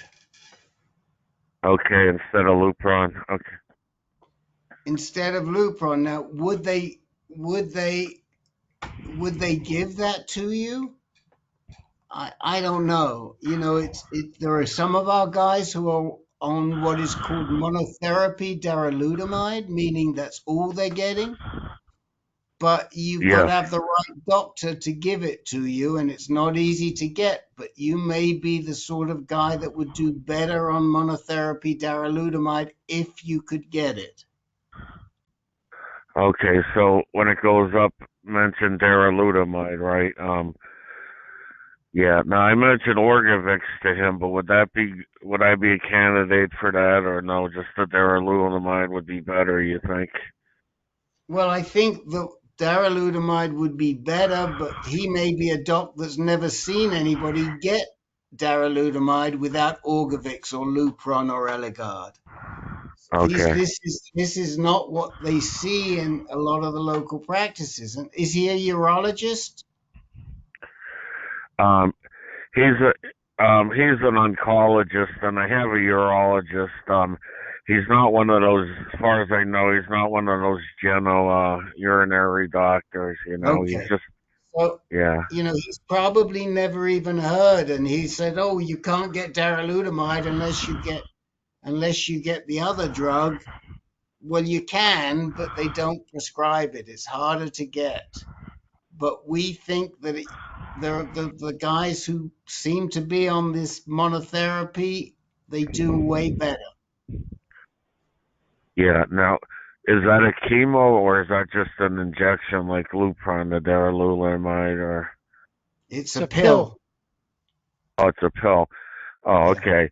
Oh, that would be good because I was on a 6-month Eligard and from April 10th to about October 10th, and I was kind of mad that they couldn't reverse it. You know what I mean? Because after a couple weeks of the injection, I wasn't feeling right, and then I had 6 more months of it being in my body, and that seemed like Right. forever, you know.